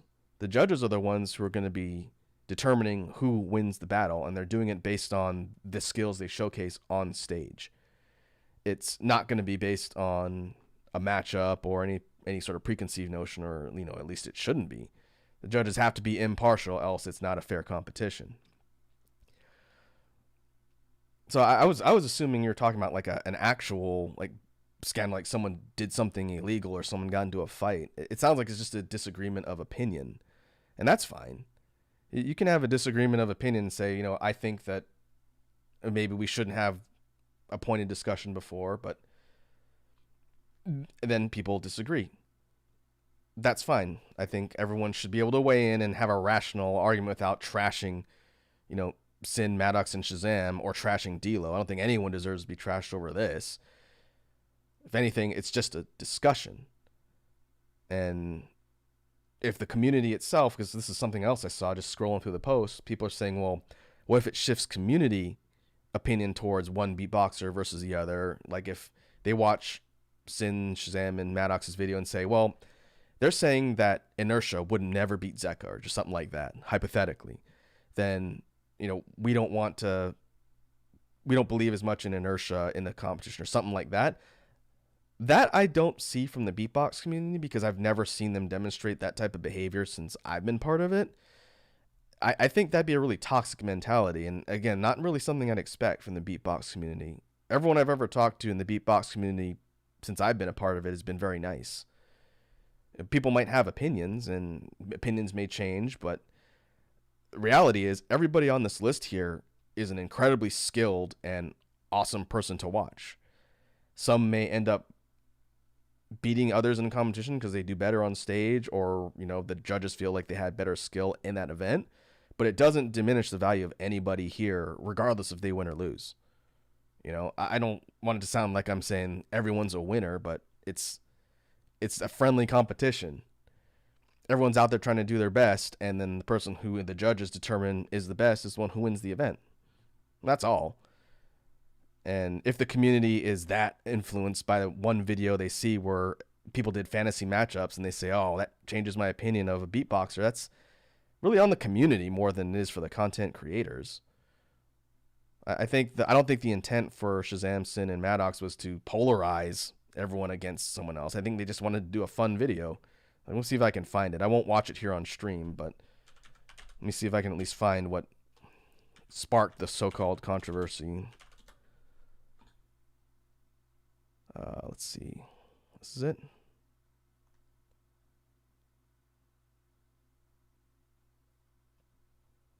River versus Stitch, GBB 2021 fantasy analysis.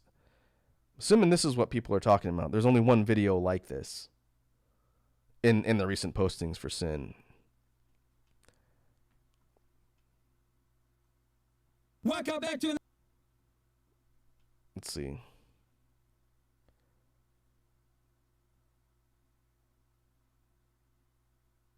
Oh, this is the D'Lo comment.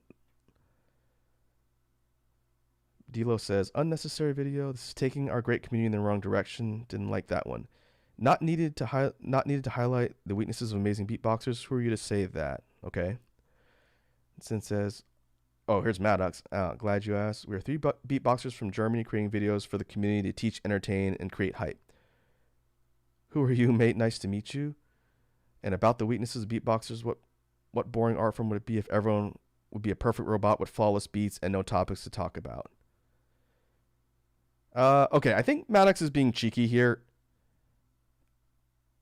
I hope people aren't interpreting this first comment as him just attacking D-Lo, because they know each other.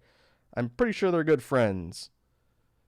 But I could see in text it's difficult to construe humor and sarcasm. So let's see what the follow-ups say. Sin says, hey D-Lo, thanks for your comment and your concern, but why shouldn't we be allowed to discuss strengths and weaknesses of beatboxers? Can you explain that? Okay, fair response. D-Lo says, at Sin, you can just discuss strengths and weaknesses of others, do whatever you please. Actually, you can do whatever you want, no one can stop that. I care about the mental health of the competitors and also the fans of our art form who begin to inherit your opinions. I guess you don't understand how that can feel for when people talk about negatively. Hindsight's a great tool, and I hope you will resonate with that sooner than later. All right, let's see. Oh, there's a whole debate here.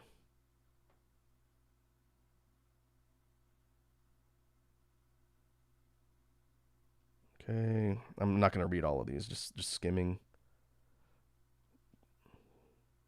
Well, there's a lot of discussion here.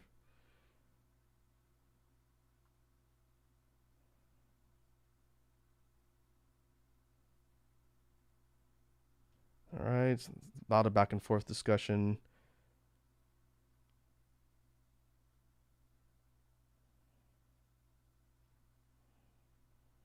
All right.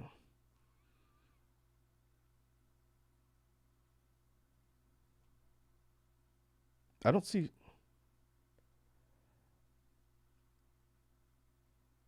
All right, it's a lot of back and forth again. It's all civil. I don't think anybody here is crossed any lines just based on what I'm reading. I'm just trying to skim through what everyone's saying. I don't see Shazam on here. I see D-Lo, Maddox, and Sin talking. Oh, here's Trung Bao and Chihuahua.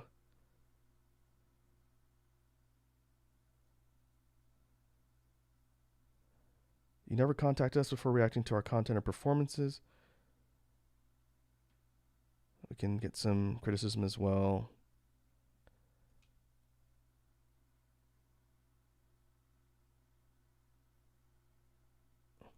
And oh, here's Collapse. Oh. Okay, there's a lot of well-known beatboxers here. Let's see, what did Collapse say?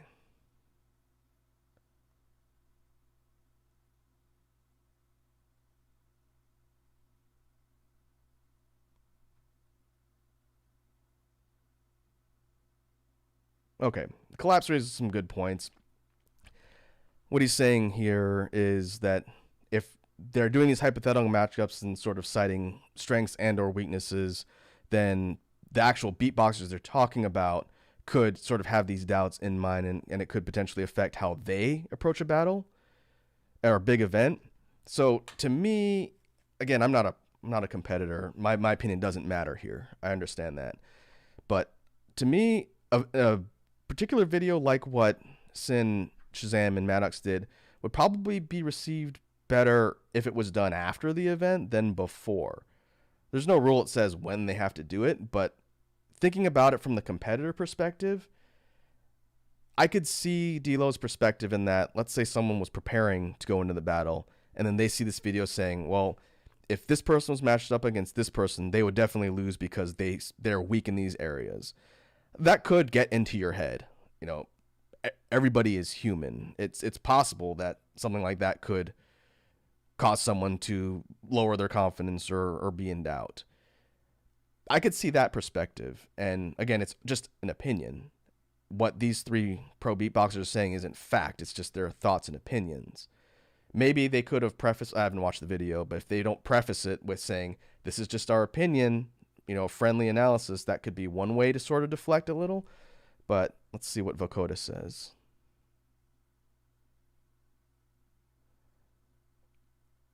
I was never contacted about this content. some sketchy territory given you and Shazam have a primarily loop background. It's hard to take criticism seriously, and a portion of fans will adopt your perspective regardless of how free-thinking you think they are. Oh, wow, this thing goes. This thing goes.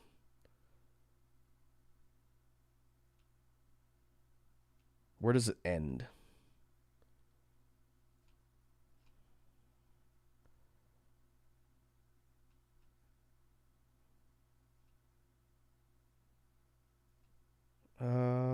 Looks like everyone in the initial discussion is not contributing, and now it's just people arguing amongst themselves. Let me just try and get to the bottom of this and see if anyone circles back. I think this discussion between all of the beatboxers shouldn't have happened in a YouTube comment section. I think, and I'm sure it wasn't D'Lo's intent to start a firestorm with this, and I don't think his opinion was wrong. But it sounds like between the different beatboxers whose content was used for the analysis and everything else, it just seems like there's a lot of different opinions that maybe should have been discussed before they put together the video. JH's official Blu-ray, Napalm discussing this controversy for 2 hours in his live stream. I don't necessarily think this is a controversy. Again, it's going to come down to a difference of opinion as far as the intent versus the outcome of the video.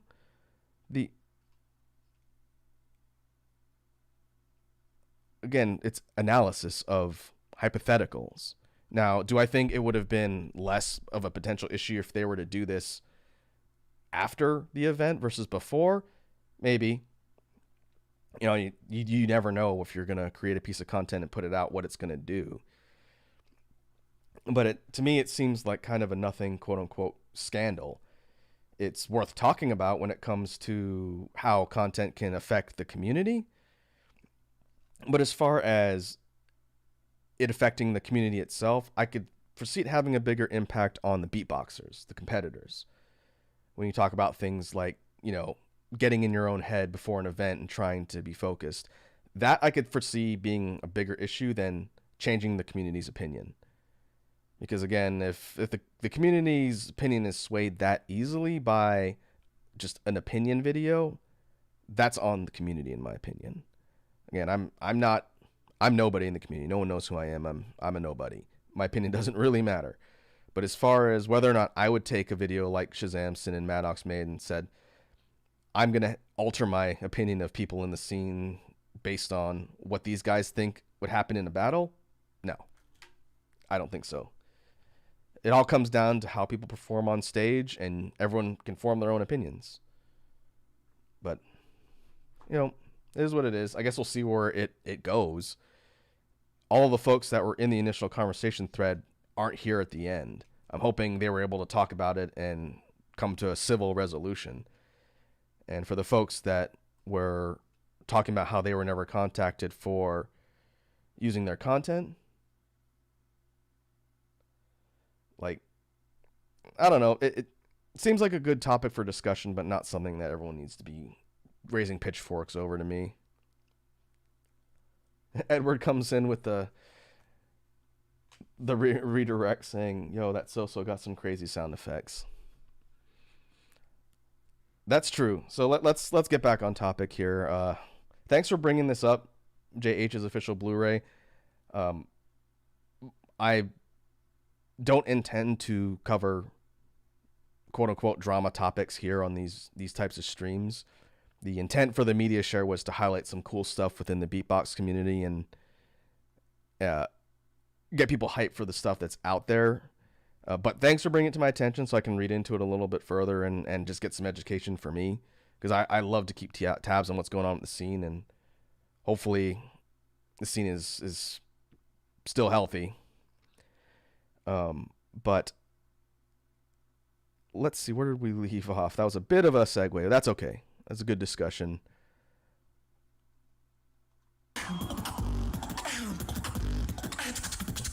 All right. Again, sorry for suddenly getting serious. That's again not the point of this.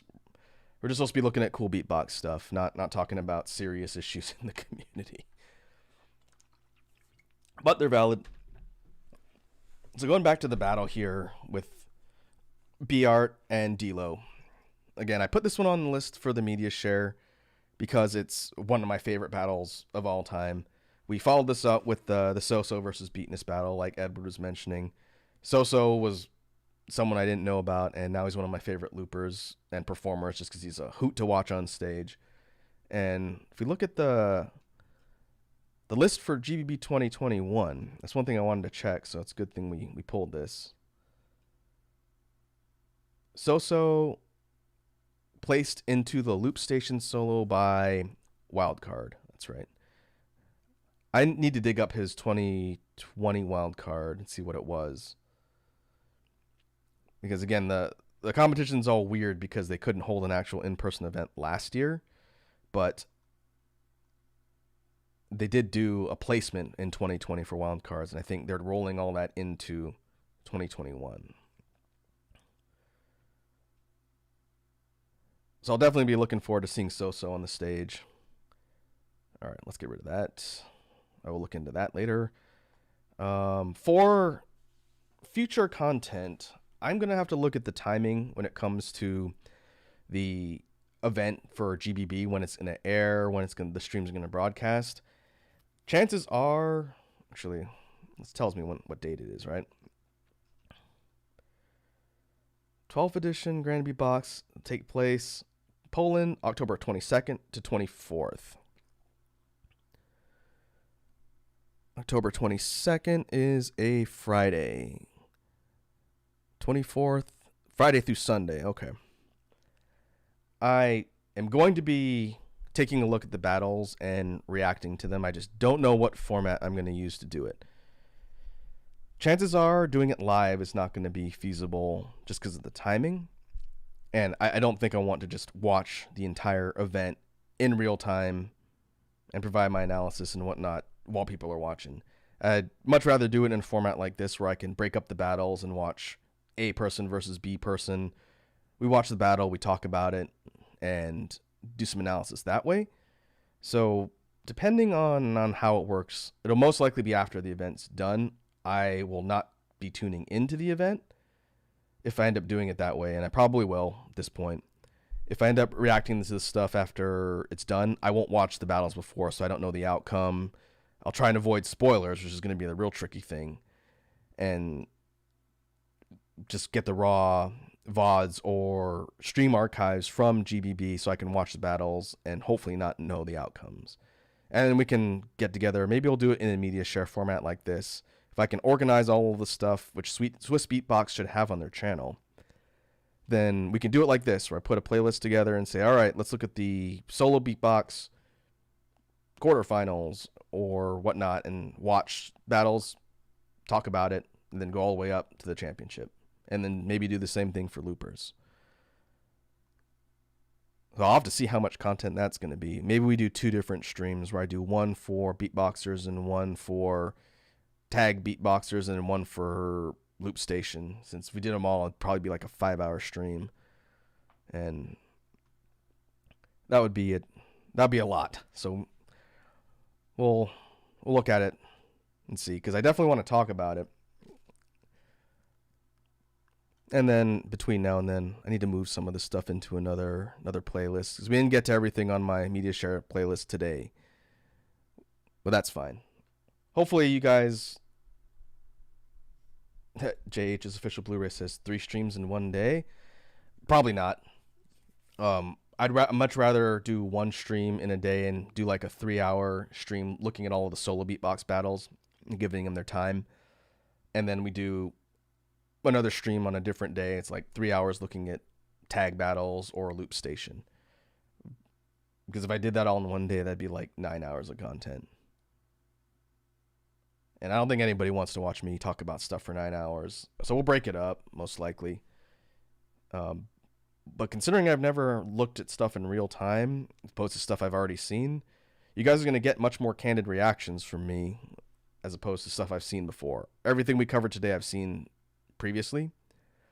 So we'll see. that'll be coming up. But I think we will go ahead and wrap up for today.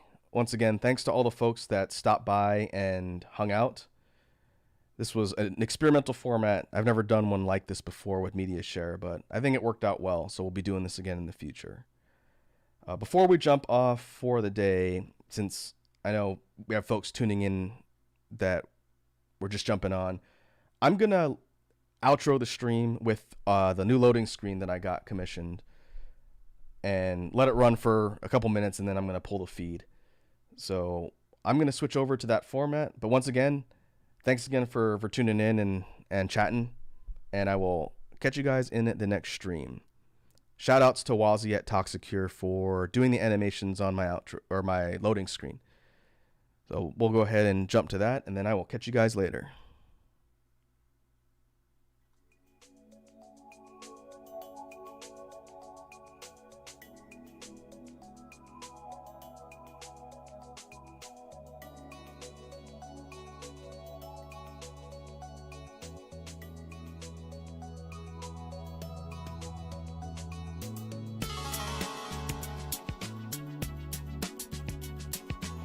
Oh, thanks, JH's official Blu-ray.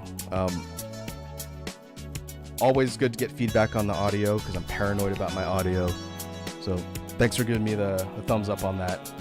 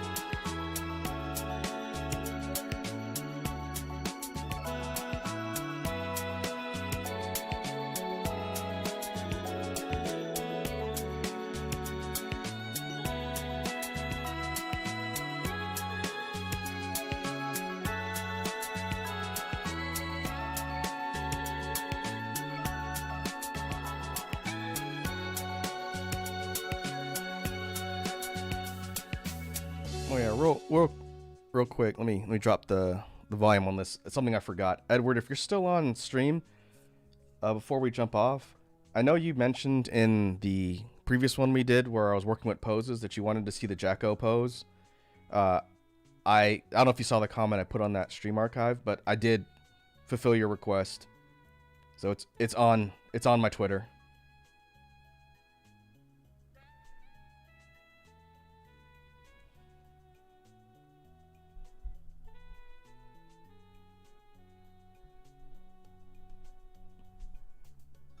Yep, we're wrapping up Malog. I know you just joined right now, but we're wrapping up the stream for the day.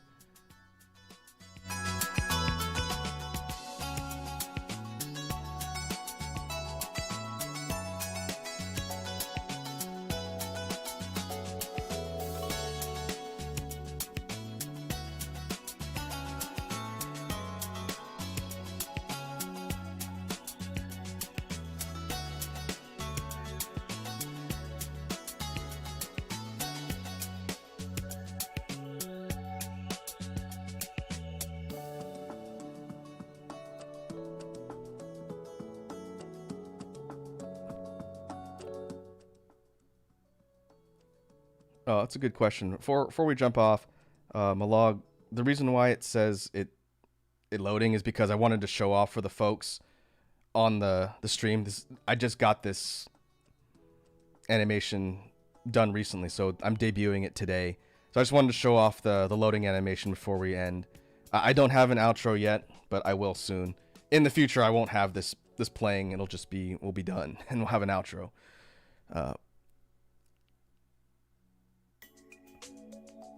But yeah. Oh, and then Wazzy comes back.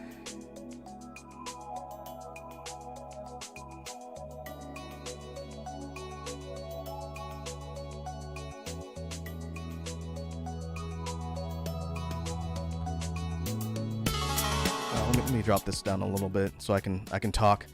For folks that are still hanging out, the person that drew and animated this loading screen for me is Wazzy at Toxic here, who's here in chat now. He jumped on right before I closed the stream down.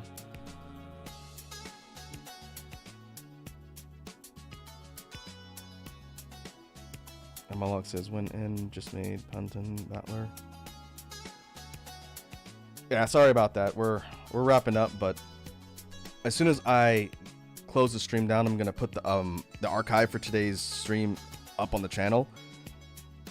So if you want to see what we covered earlier on, then feel free to watch the archives. We watched a lot of beatbox content.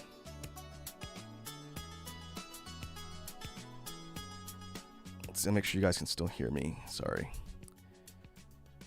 JH's official Blu-ray asks, can I beatbox? Yes.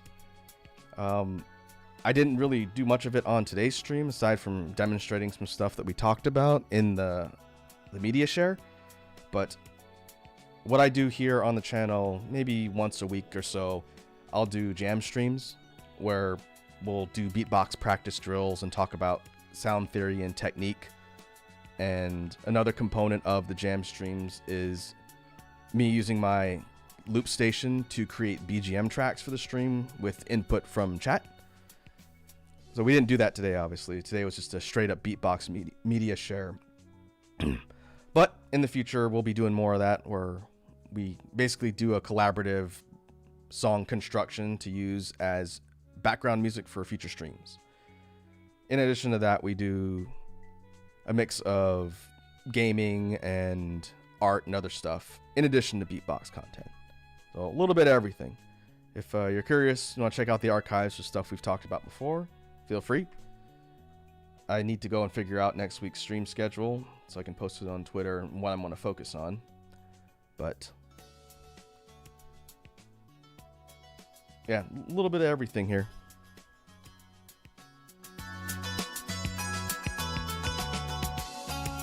Oh, I forgot where I put my loading screen volume at. I'll leave it here for now. But I think we'll go ahead and wrap up here. Again, thanks for everyone who came and hung out. I will catch you guys in the next stream. So have a good evening.